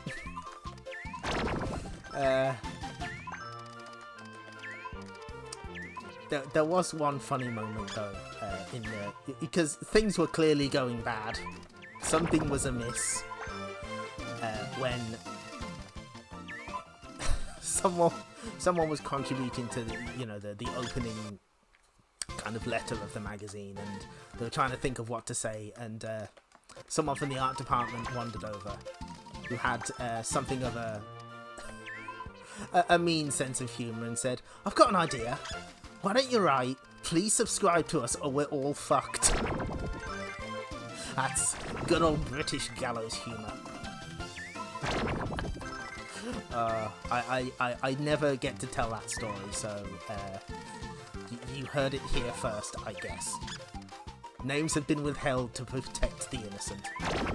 The point is, I'm kind of okay at Puzzle Bobble. You can't see that in this stream, but I assure you it is correct.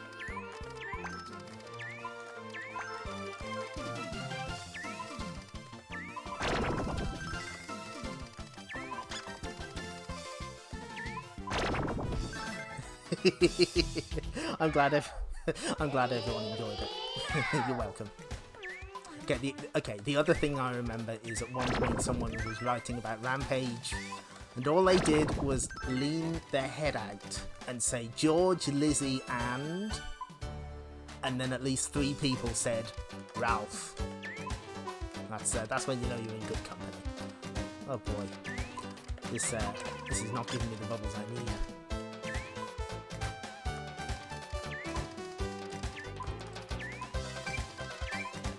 Incidentally, Azumanga Daioh Puzzle Bobble was mentioned earlier.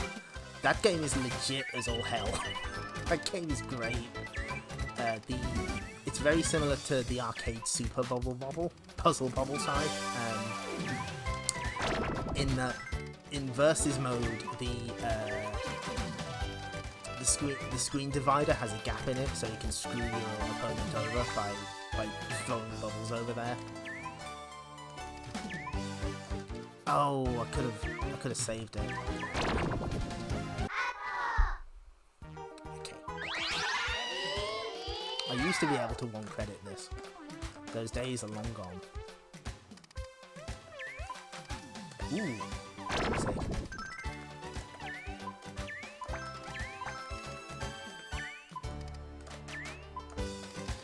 Just give me an orange, come on. One thing that a lot of clones of this game don't understand and don't implement is there is actually like a clever, I dread to use the word, algorithm to how bubbles that you get are decided. It won't give you anything that's not necessarily on the screen. And the less different bubble colours are on screen, the faster it will bring the ceiling down on top of you.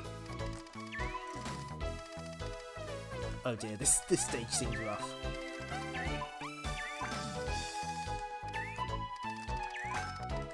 Yeah, it's a bit like, because I'm pretty sure there's some rules to how Tetris generates blocks, and you can tell when a game doesn't follow those unsaid rules. I'm looking at you, Joy Kid on the Neo Geo. That game's block generation is absolutely lazy. I think the record I've had is like 5 of the same piece. Please give me something I can use.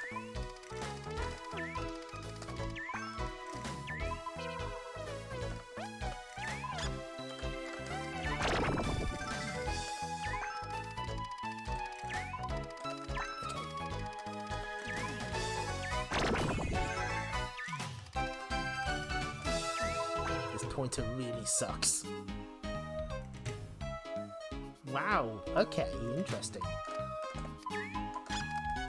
I imagine there were a lot of PC clones of this.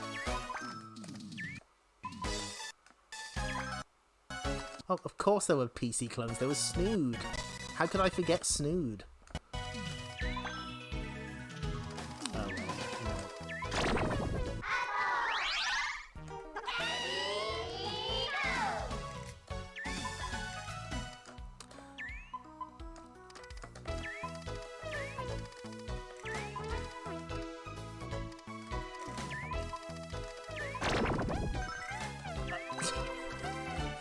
a clone of an arcade game made by PopCap.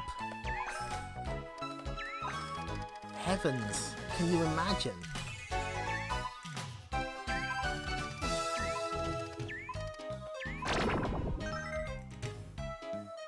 Oh, can you do it when you're continuing? Okay, thank you. I was wondering about that because this cursor sucks. Oh, no wonder I don't like Buster Move again.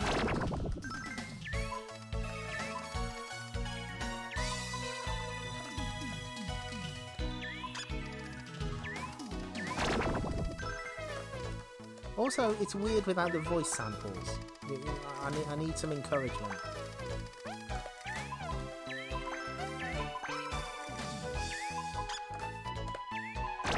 But we had to show off the hands. I promised that I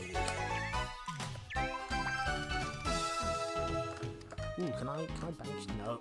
Ah.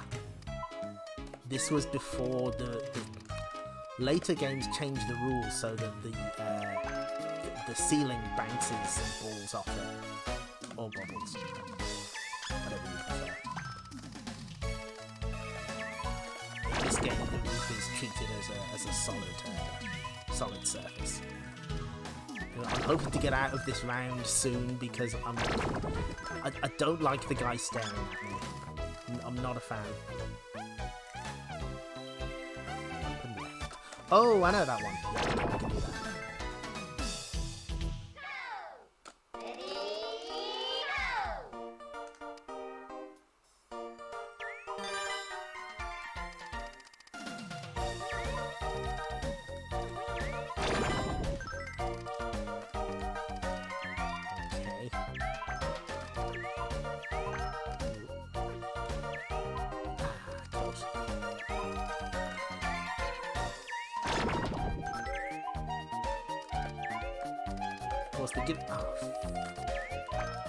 The gimmick with this stage is that there's no rule to bounce things off.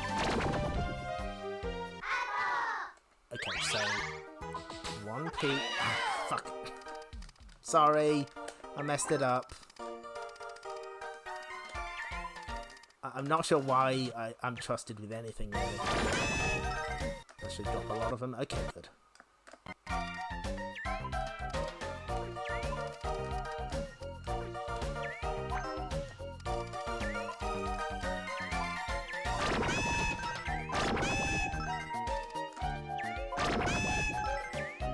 Yeah, I got my normal pointer back. That's something. So.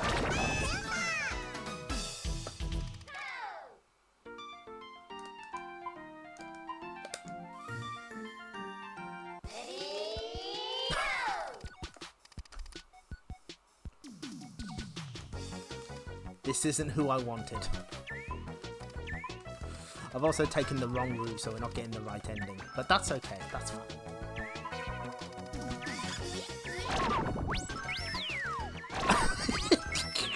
I mean, he does. This character does have voice samples. You're not wrong.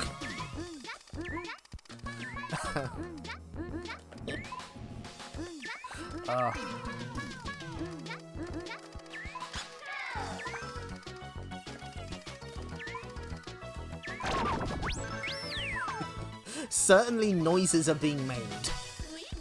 That much I can tell. It's a friend shaped like a computer.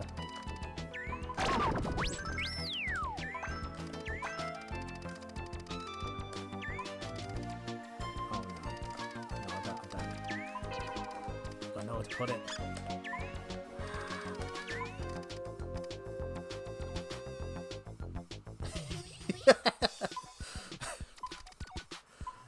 He's got a message from Princess Leia or Gaga. Okay. Well, we're gonna game over anyway, so I'm gonna hold 1p left and down. Yes! Okay, now we've got the Tepid Snake character. Here we go. Smooth sailing from this point onwards. Probably.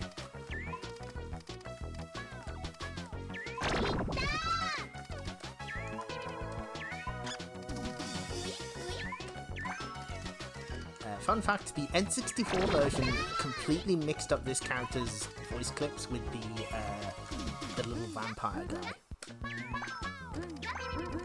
So when I played the arcade version, I was a little confused as to what was going on there.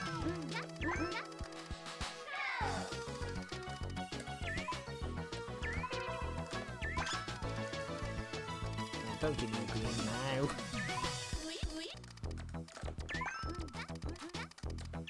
Yellow, please. I'm asking very nicely for a yellow. Not that it mattered.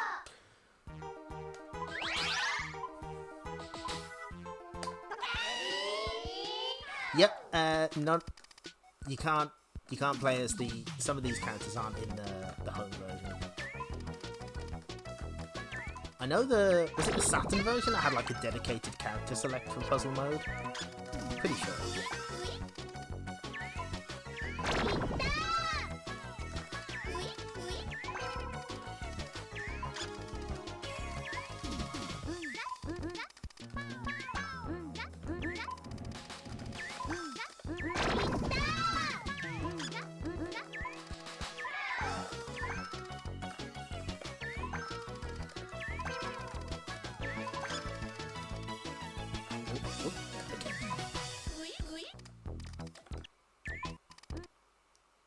Yeah, I thought it was that.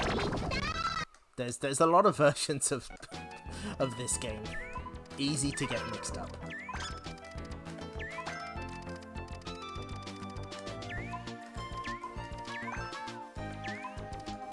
Although I think in terms of single player, Puzzle Bobble 3 is my favourite. Fuck! Oh, this is such a poor showing. Oh, and what do you know? It's round 16. Round 16 in the first Puzzle Bobble is also really difficult.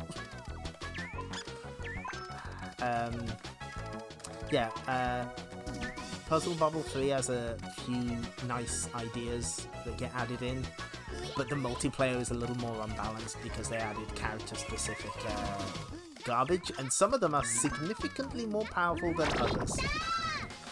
You pick Jack or Sonic Blast Man or you don't win.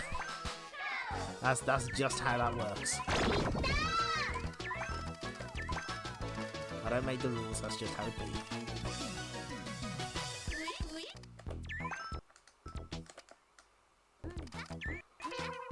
Okay, this is getting a lot better.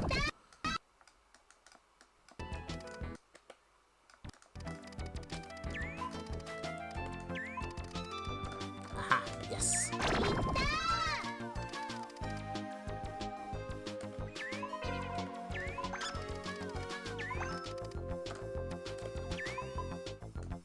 Don't give me all these yellows, no.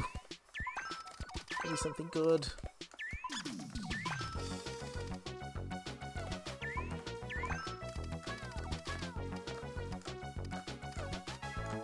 No, can't fall through.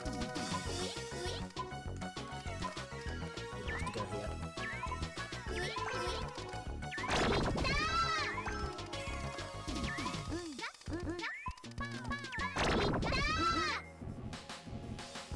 Oh yeah, that's right.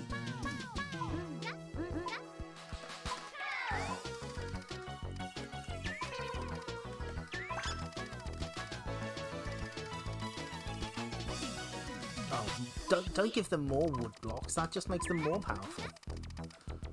You'll never stop Sonic Blast Man.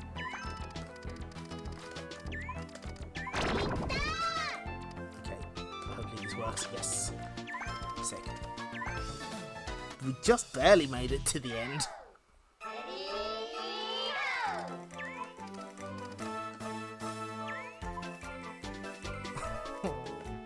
I really wanted that to hit. Oh dear. That was an even worse miss.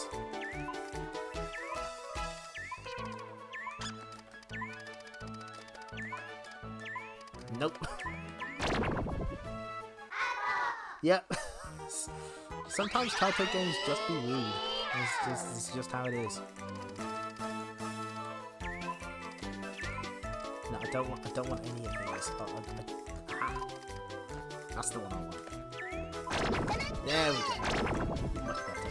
Not as rude as Puzzle Bobble 4.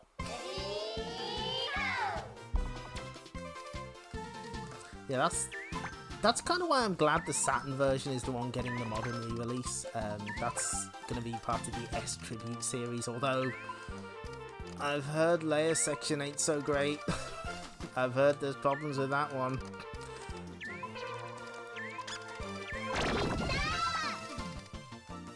Which I'm a little disappointed about, because they better not screw up Cleopatra Fortune, otherwise Claris Disc is going to have problems.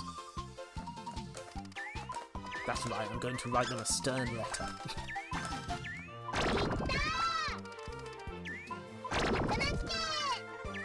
This is going a lot more smoothly. Oh yeah, that's right. I was wondering, I couldn't remember if the other versions had the level editor, but it does. That was like standard in the other versions of Buster Move 3 though. They finally figured out. They finally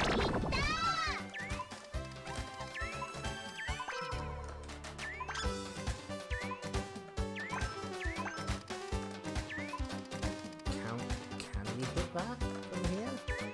Nope. Can we hit that from? Yes, we can.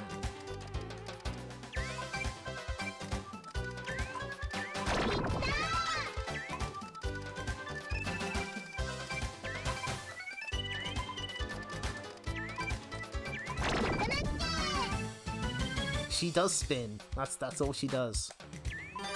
She spins. She's my favourite character in versus mode, so that's why we're playing as her.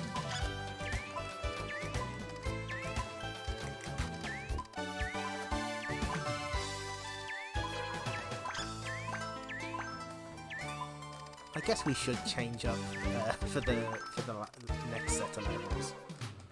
I know to play as. I have an idea.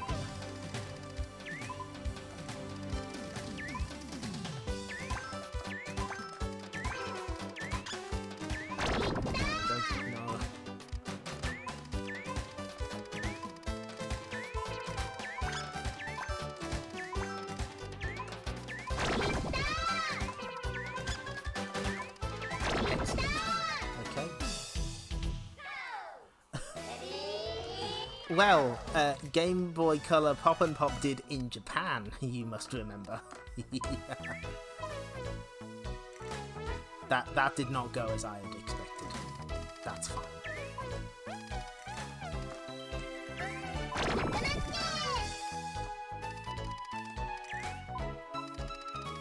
I can recover from this.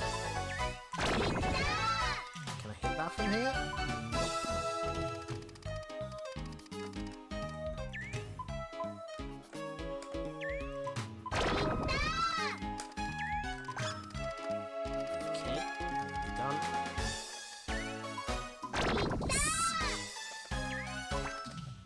Yeah, if the rainbow bubble hits the ceiling, it just doesn't do anything. I was hoping to get it over. Now, hang on just a moment. Gotta check my ending list here. Because we're not getting the ending that I did want, because I messed up, because I'm really good.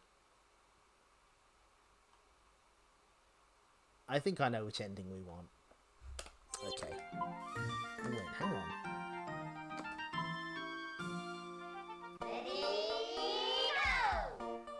Yep, I know which ending we're going for. This game does indeed have multiple endings. And you might notice that the ceiling is getting very close to us very quickly, because there's only two types of colour on this stage. And that's how they determine how quickly the ceiling is.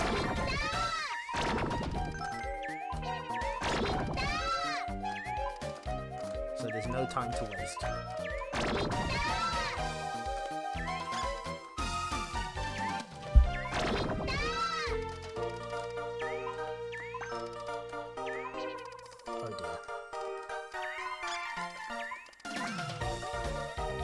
Oh dear, oh dear. Wait, we might be able to claw this back. No, we're not.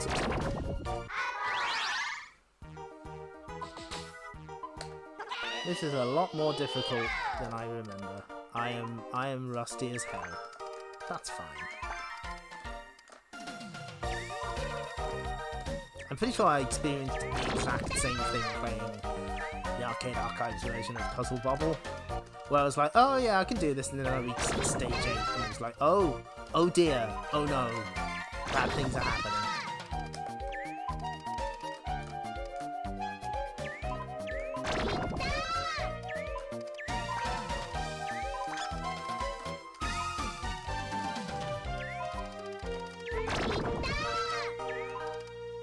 Then again, I am more familiar with vanilla Puzzle Bobble too.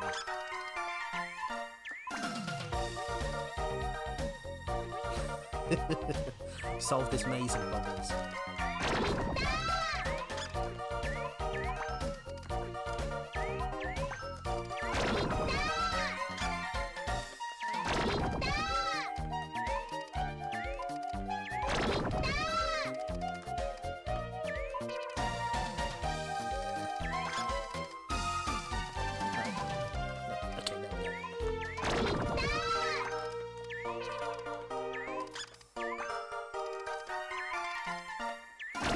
Just about.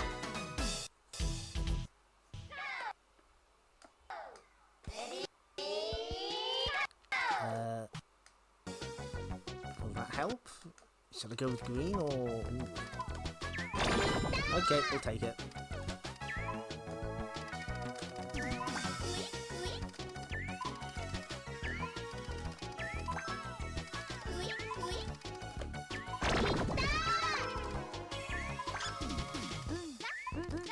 See, the ceiling isn't closing in on us quite as quickly because there's a lot more colours around.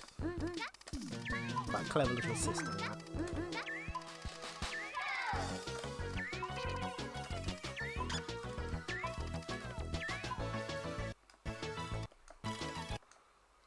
Making some very poor shots here. I do kind of miss the home versions added like a fine-tune button usually on the shoulder buttons.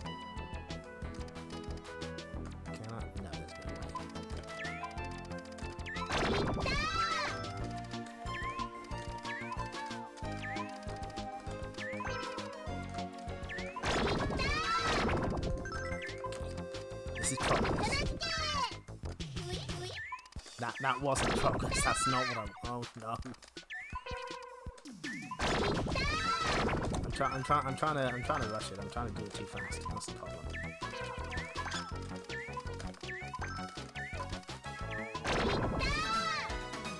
No, don't worry about it. It's fine. It's just the dinosaurs. I mean, probably.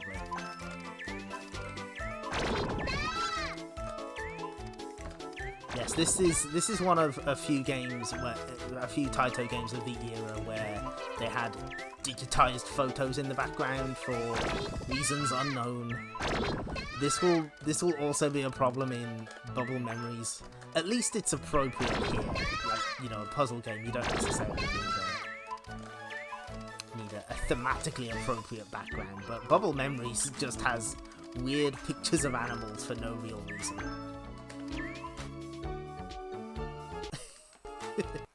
Oh, Yogi Bear, yes. Pop and Pop on the Game Boy Color was famously reskinned as a Yogi Bear game. My favourite thing about that reskin is that they replaced the bosses with Ranger Smith, but he's so tall that you just see, like, the underside of him, and it's really... It's a little disconcerting. It's like, why is he so tall? What does he want? What have we done to anger Ranger Smith?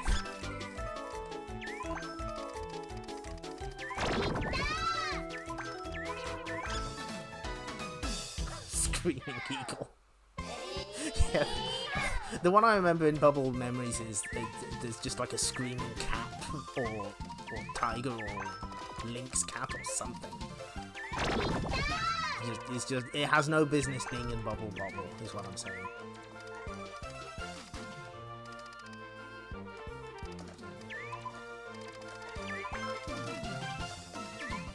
Oh dear. No, there's no way I can reach that.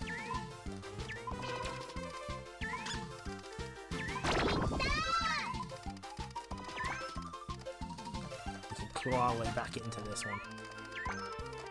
Aha.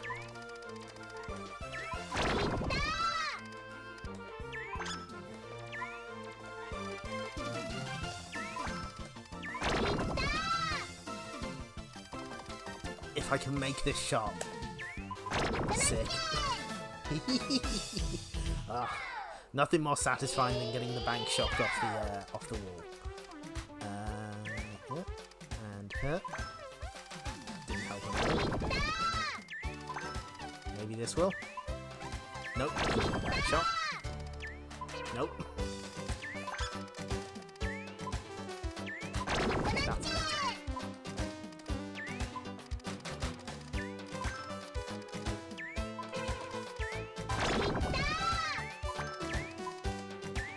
And there we get a nice shot of the asteroid destroying the Earth. Which ending did I want? Why? We're visiting the Great Wall of China, I believe. Oh no, okay. Oh no, that's Puzzle Bobble 2 normal one. Give it this.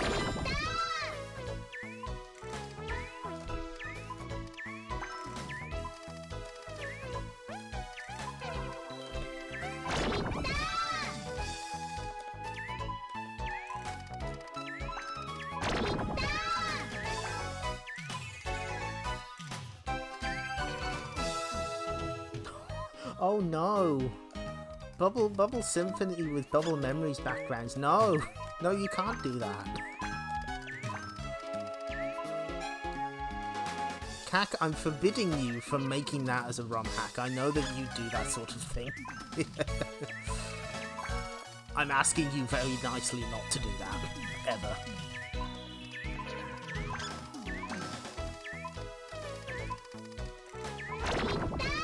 Okay. Just 5 more rounds and we're done with puzzle mode.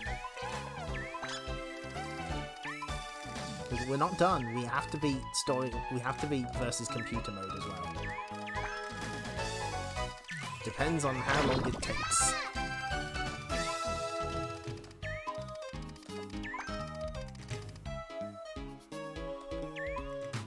Oh dear. Oh no. Yeah, we're in Twin Kicks land.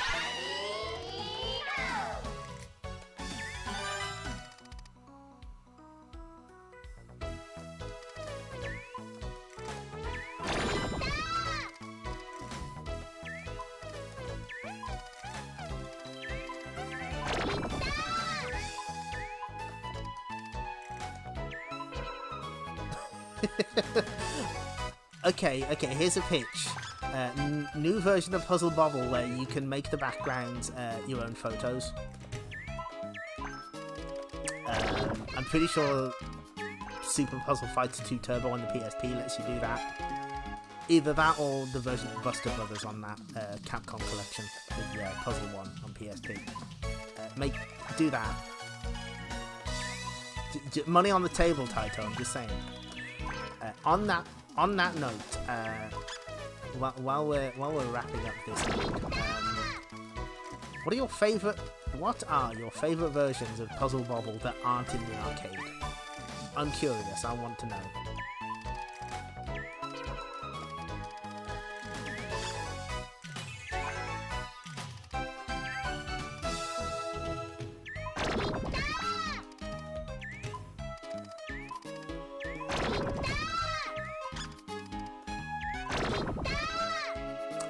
For me, I'm a sicko, so I kind of like the DS one, the first one that has a slingshot mode. It's kind of fun.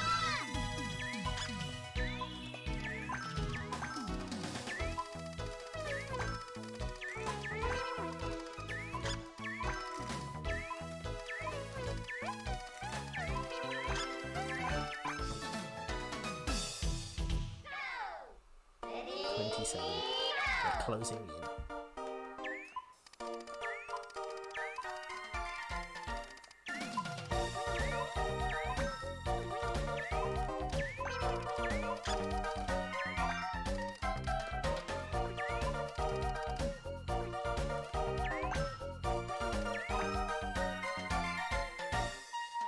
Yeah, that seems yeah, the Saturn version of 2X is like, probably the default version.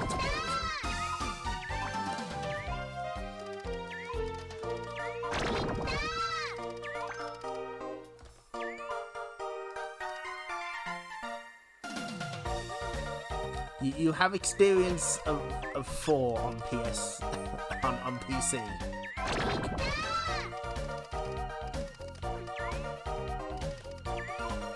Interesting.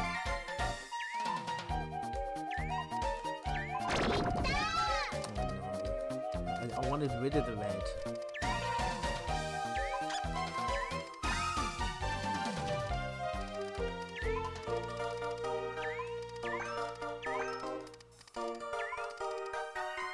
Wait, hang on. Yes, there we go.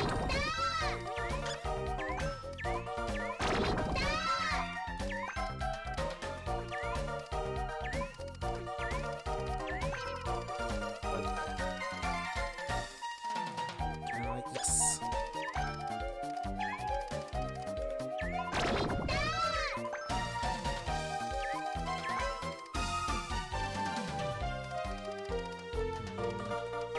Yes, good.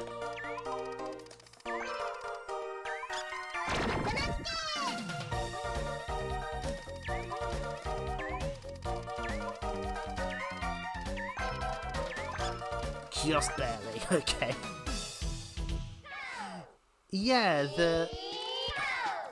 I kind of get why they use the Neo Geo version specifically, because that's the easiest one.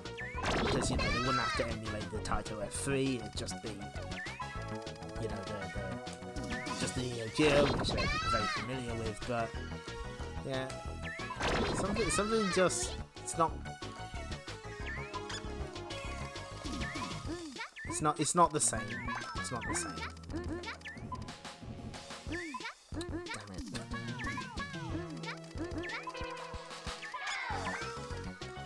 Okay, I can't possibly miss it.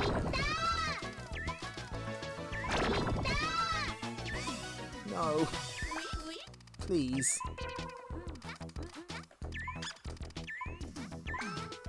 Stop giving me red. Yes.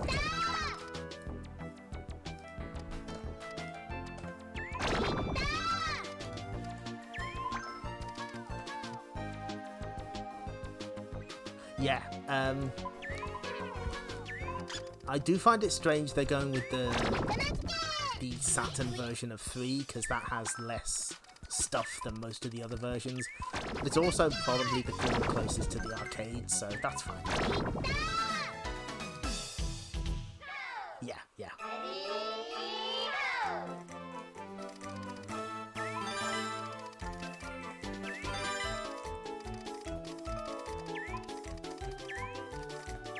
They don't give you much room to work with on this stage, do they?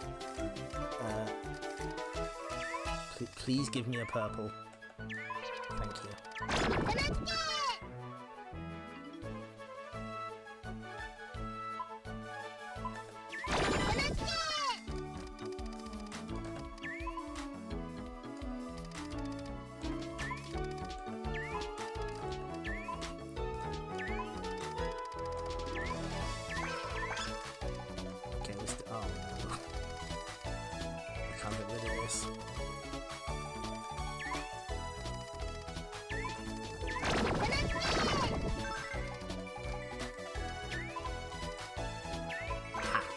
Okay, wait.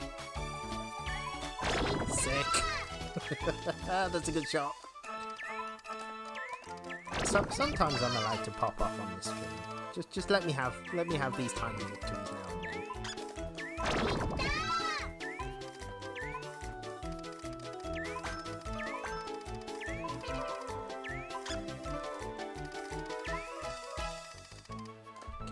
Can I get? Not quite. And the last round is usually like a complete formality, so we're pretty much done. Thank you, Kak, for believing. Okay, there's our buddy, super drunk. Well, no, just a little drunk. easy game for babies. And here's our ending. You can relax and be free. We've left the Puzzle Bobble bubble shooter behind. Isn't that nice? Thank you. I'm rusty, so I was hoping I'd get it in less credits than that, but that's fine. However, we can't relax just yet. We do have to beat versus computer mode.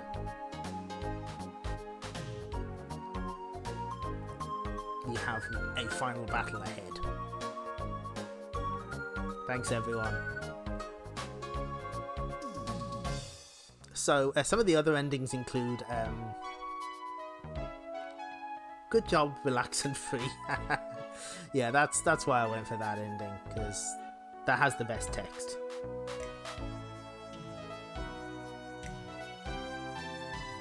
I forgot to change the now playing text. Someday this stream will be professional.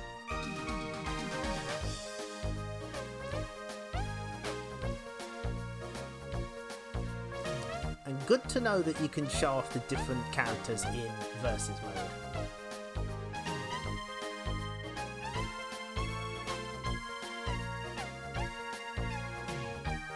This song is one of my all-time favourites, by the way. It's really beautiful. It's I think it's called something like "I'll Go With You to the World of Dreams."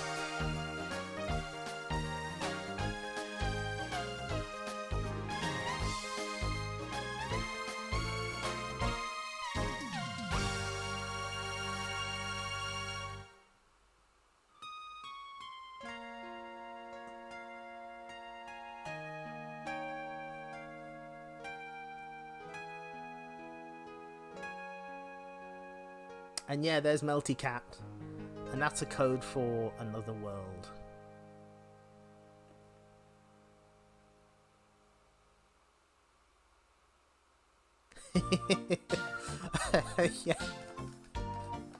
Yeah, before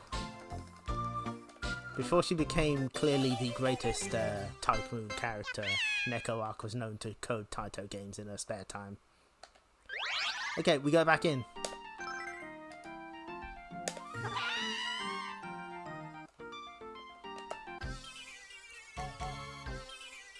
So now we fight other characters, and they all have these cutscenes with Bob interacting with them. But as Kak pointed out, you can change your character in the versus mode as well, which is exactly what we're doing. We're playing as the famous smoking lady.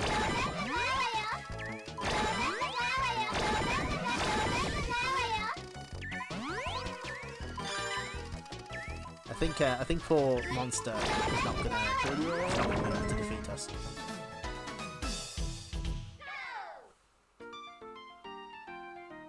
One P&A, you got it.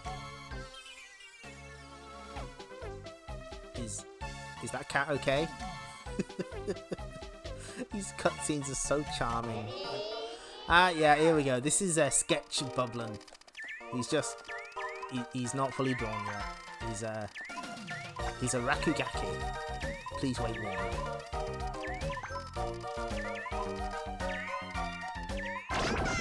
But he's still got a voice. He still has the same voice as Bob, so that's good.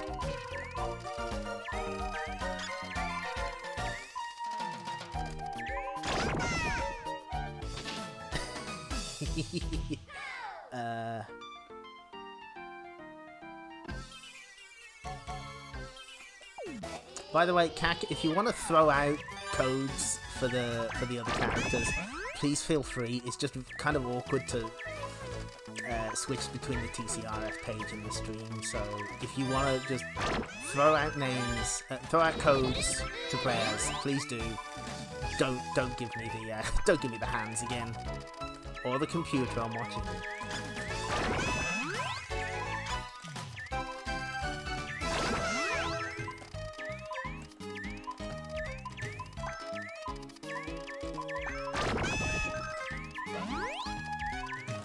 So yeah, versus computer is basically as you'd expect it. There's not many surprises here, but it is a feature that wasn't in the first game.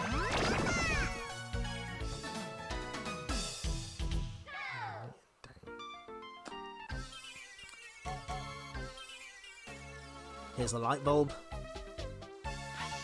And Bubblin's dead now. He's just dead as all hell. Thank you. Oh no, look at this stage. Oh, I don't like it. How quick was that? 9 seconds, sick. He is fucking dead. Just the deadest thing on earth. That's a puzzle bobble right there. That's how you play. Okay, we're playing as best girl. Well, second best girl. This is Woolen. She shows up in Puzzle Bobble 4's console ports as well, because she's extremely good.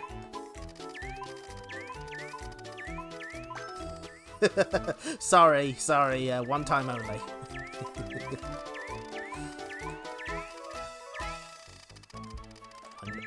I'm not done yet. I just had to time them out.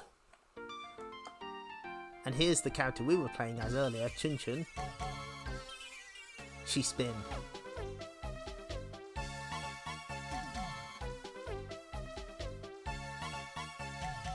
She spin. That's all she did.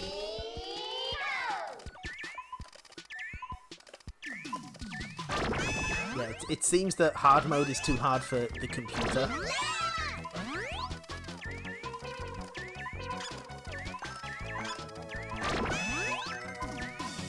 Fortunately, I have a galaxy one, so I'm very good at this.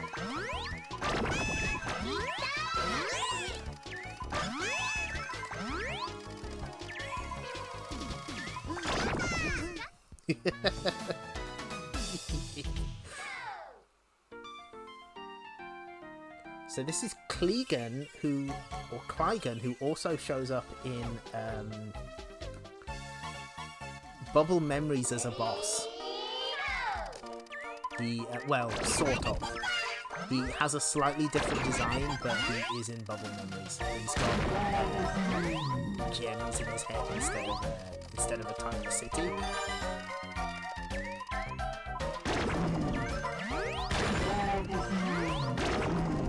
And he's kicking our ass, apparently. He's taking no prisoners.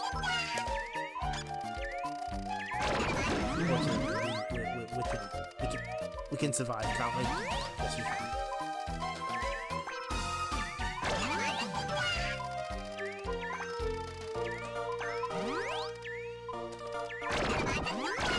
You were giving me the tools to survive, you fool! He's actually putting up a fight.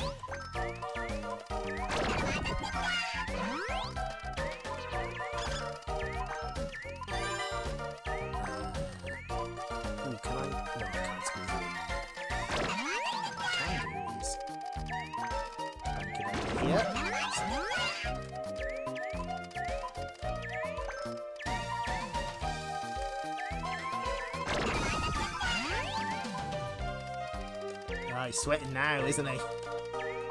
That's right, pal. This is what we call a comeback. Hang on. Wait. Come back from that, asshole.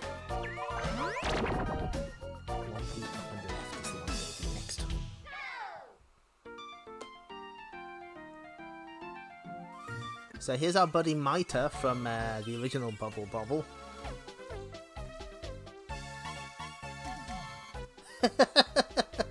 Yeah, you see, I thought it was going to be the other way around. I thought I'd be stuck in this mode and Briefly Puzzle mode. But no, picking X mode was clearly the way to go. It occurs to me now I'm probably better at versus mode than I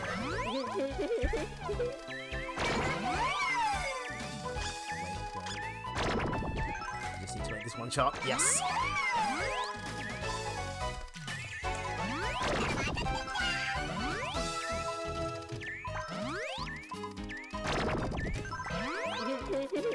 Okay, this is getting dicey.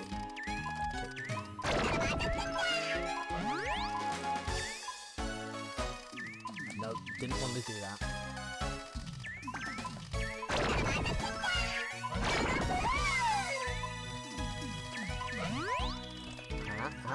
Oh, wait.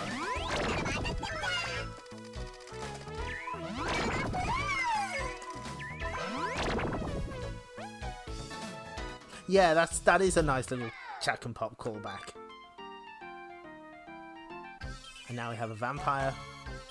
Joe and Drabo 1999. It's a vampire.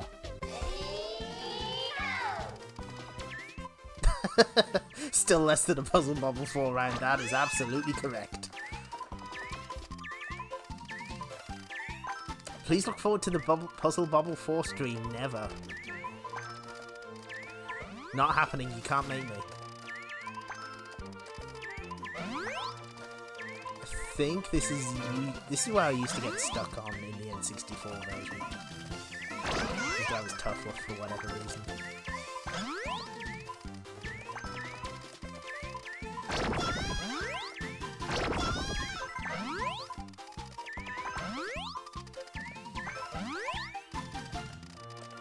Please do something I can use. Oh, I think the 1cc dream is dead. Yeah, oh well.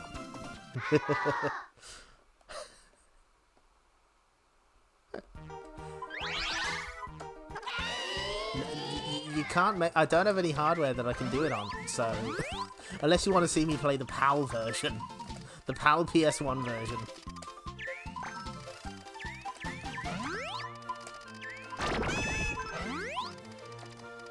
Yeah, I'm not too broken up about it. It's fine. I have 1cc'd this in the past, so I know that I can do it if I wasn't quite so rusty. That's fine. We've already had our big 1cc on this stream. Yeah, this guy's kicking. Yeah, this is exactly what used to happen. The round 9 curse. Okay. I've got you this time.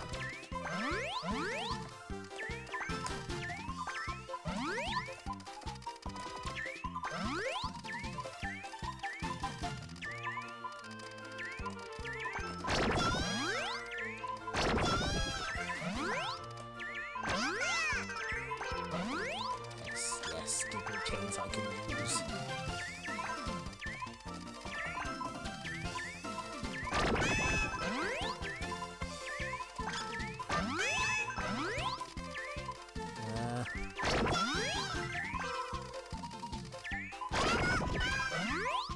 Oh dear, that was bad.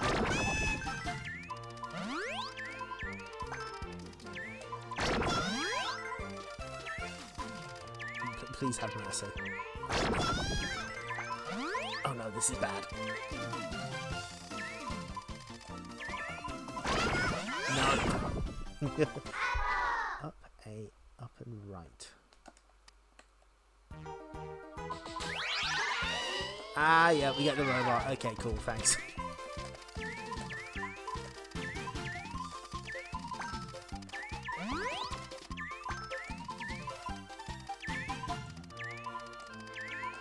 He has a very good worried animation, as I recall. Yep, that's good. Oh. Hang on. I need to make this shot just right. Shit. This is the risky strategy. Ooh. There we go. Come back from that. Oh, I think he's going to do it.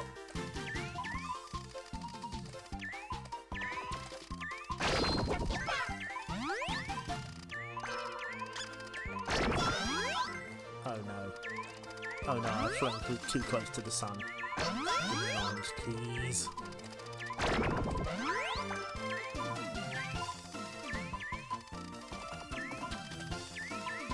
No.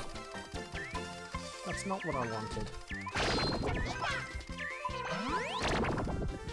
I'll take it. Yeah, this robot's cool. That's one of the best intros as well.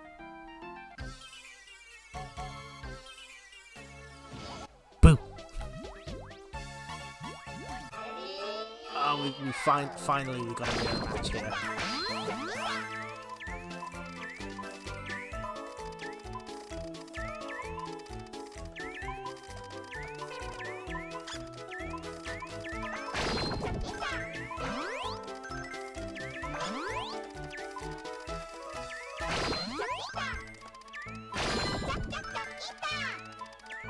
He's got an excellent voice also, very fitting for a robot in some kind of weird box. Yeah, JPEG Antarctica. Drifting down.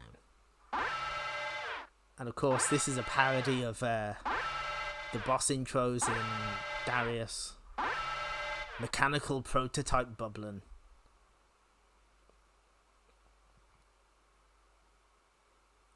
Little Bubbling is terrified out of his mind.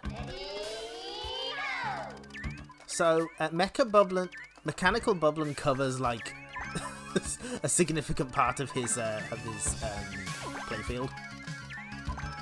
But also, he uses the cannon used by the hand from Buster Move Again. So, they didn't waste those strikes. They made sure to use them. This music, by the way, is absolutely sick. A particular favourite hot jam. This is puzzle game boss music right here.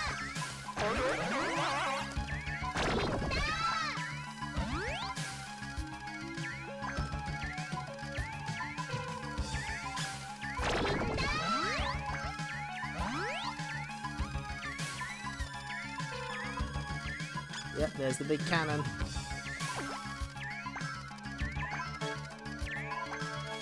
He's sending some stuff over. I don't like it. Yes! Okay, good. Still in.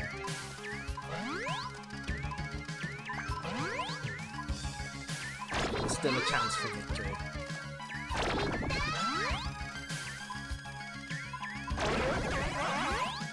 Well, there was a chance for victory. That chance is slipping away.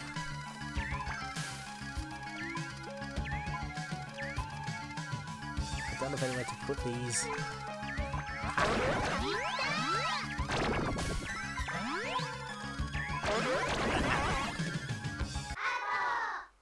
Yes, I imagine they didn't want him selectable in the arcade version because of the fact that he covers the screen. Like, it makes it a little difficult to actually play. Same thing with Clygen. He also covers the screen.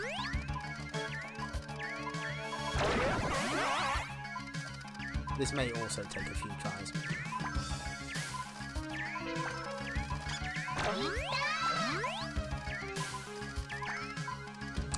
Also, we didn't really see much of the map screen because it kind of goes by so fast. But the place names are actually written in the secret language from the original Bubble Bobble. And if you translate them, they're references to other Taito games, like one is the Rastan Forest. Okay, he got us this time. Yes, okay. I have a story about that pink rabbit. So, in the, I think it's like the intro and one of the endings for Versus CPU mode, a pink rabbit appears amongst the rest of the cast. He's not in the game. You can't play as him, you can't fight him. He's just sort of there. And hidden in this version's code, you can select him to play as him, but otherwise there's no way to play as him, you have to cheat. And that kind of drove me bonkers as a kid, because I had the N64 version and he's still in there, and I was like, how do you play as this guy? I want to know. So I may or may not have repeatedly completed the game using only one credit to try and figure it out. I will fight on, thank you. I'll do my best. But yeah, he just goes unused for reasons unknown.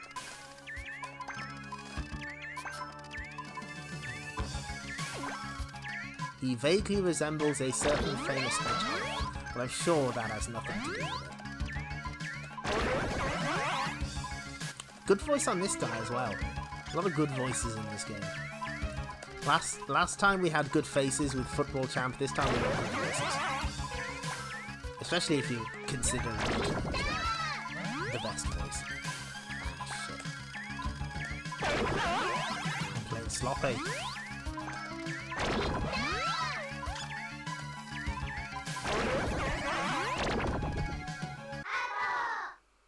Yeah, I find that weird. Maybe they were thinking of putting him back in and then they just got cold feet at the last second. Very mysterious.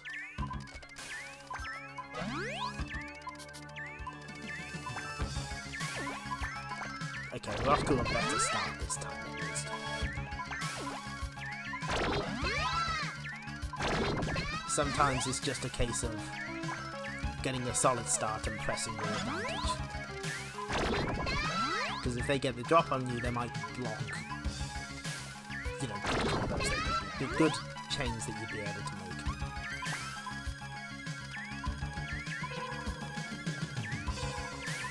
A good chain like that.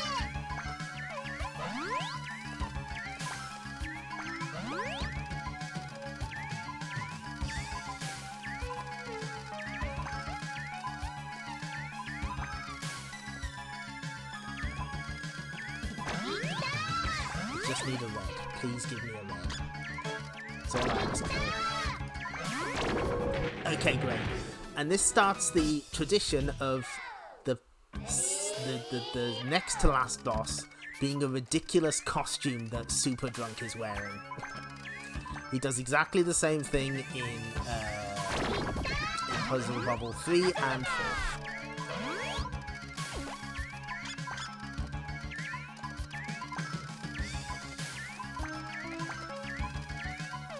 Yeah, it's this guy from Bubble Bobble, you know, Super Drunk. And he has like a million different localized names. NES owners may know him as the Grumble Brother, which is an excellent name. There's also my favourite, by a wide margin, is certain releases of Puzzle Bobble 3 refer to him as Dunk. I never knew he was a baller, but it turned out he was. He's just called Dunk. I think I'm dead. Super Drunk's great. Look at him, he's showing disrespect. Cheeky little sod. Let's kick his ass. It's time to bully this small magician. Nope.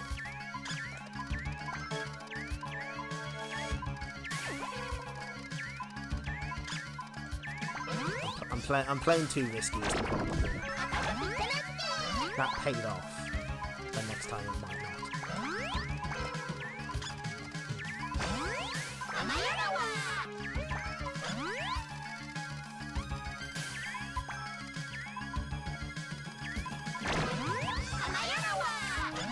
You know what? You got... Yeah, no, really, they call him Dunk. I'm not making that up. That I have a copy of Duster Move 3DX on the PC, and it just called him Dunk. They were like, we are not localizing that name. How do we get around it?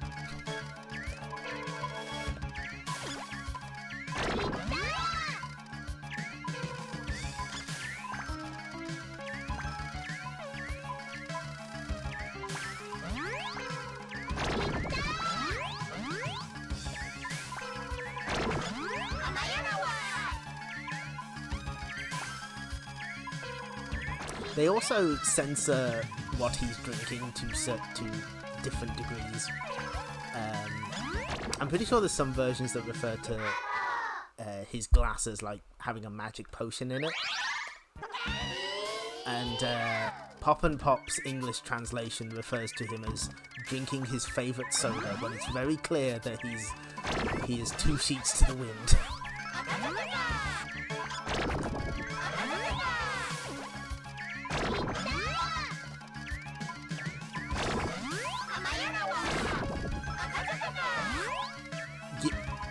You know what? GG's drunk. You win.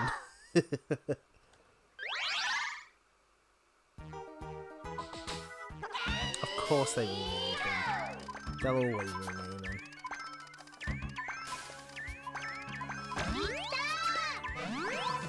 In fact, there's a Bubble Symphony flyer that refers to him as Grumble Grommet, the name from the NES game. But they never quite gave up on that one. All of this is completely hilarious when you remember that the SNES version of Puzzle Bobble, in the English version, has... oh, sick, we did it. They refer to Maita as Stoner, which is much, much funnier. So, here's the ending. That pesky super drunk, he stole all the stars in the sky. But Bubblen got him back. Ooh, there's a nice little wave effect. It's like a curvature. It's most ports just use just have that as a flat image. And now we get a little there's some little vignettes. There's Woolen. Woolen is very good. This story is happy end. There's the smoking lady.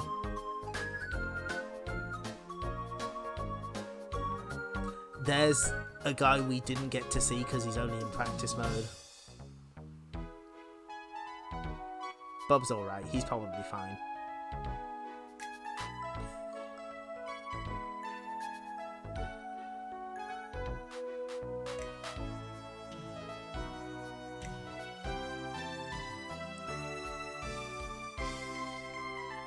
Drunk, feeling himself a bit. He's too confident. That's why they had to knock him around the head. Yeah, we're gonna see that. Don't worry. Knob is a very funny word in English. Or British English. Oh, thanks to the world. Good looking out. Thanks. Appreciate it. Bob dies a lot in these games. Oh, and there's Chakan. We don't get to see him. Well, we did. He was the ref for all those matches. And Chun Chun there helping her pal Bob out. Cligan's not being very nice though. Now we do get an extra reward for beating this game on hard mode. We get Sayo-chan in the ending. And there's the pink hedgehog on the left. Blink and you'll miss it. Thanks, world. Yeah, thanks, world.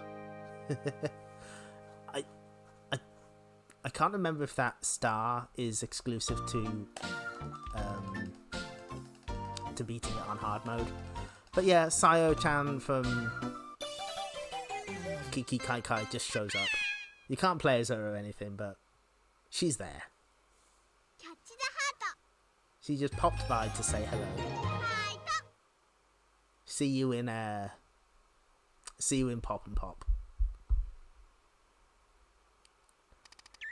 Thank you. Thank you.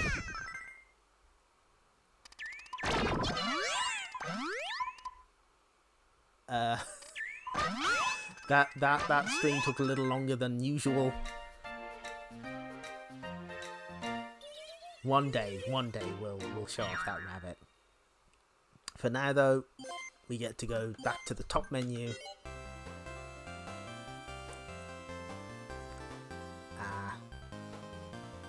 All of my bones need stretching. I should not have streamed for this long, it was a mistake. Well, thank you everyone for showing up, and thanks for not leaving as soon as I switched the VTuber on. No, I worked on a couple of different designs for this. you're welcome. It is my pleasure. Yeah, it is tea time. So yeah, I worked on a couple of different designs, and this one seems the most fitting. Again, be nice to them. Oh, thanks.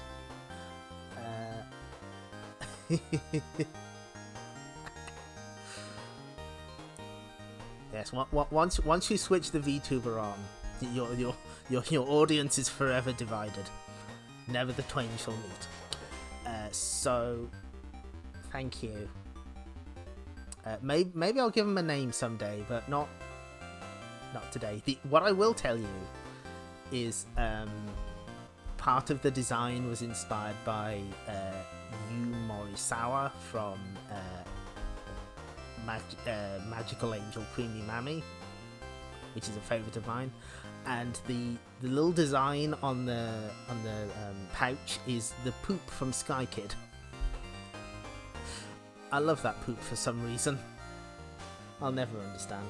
So we're not having another stream this week. We did one Monday, and I was due to be cat sitting for the rest of the week, but I'm doing it at the weekend, and I figure I may as well just have a break. But here we go. Here is that cat. For those who missed it on Monday, this is the cat when she stole the chair from me, when the only things in the room were me, the cat, and a chair. She is an absolute criminal.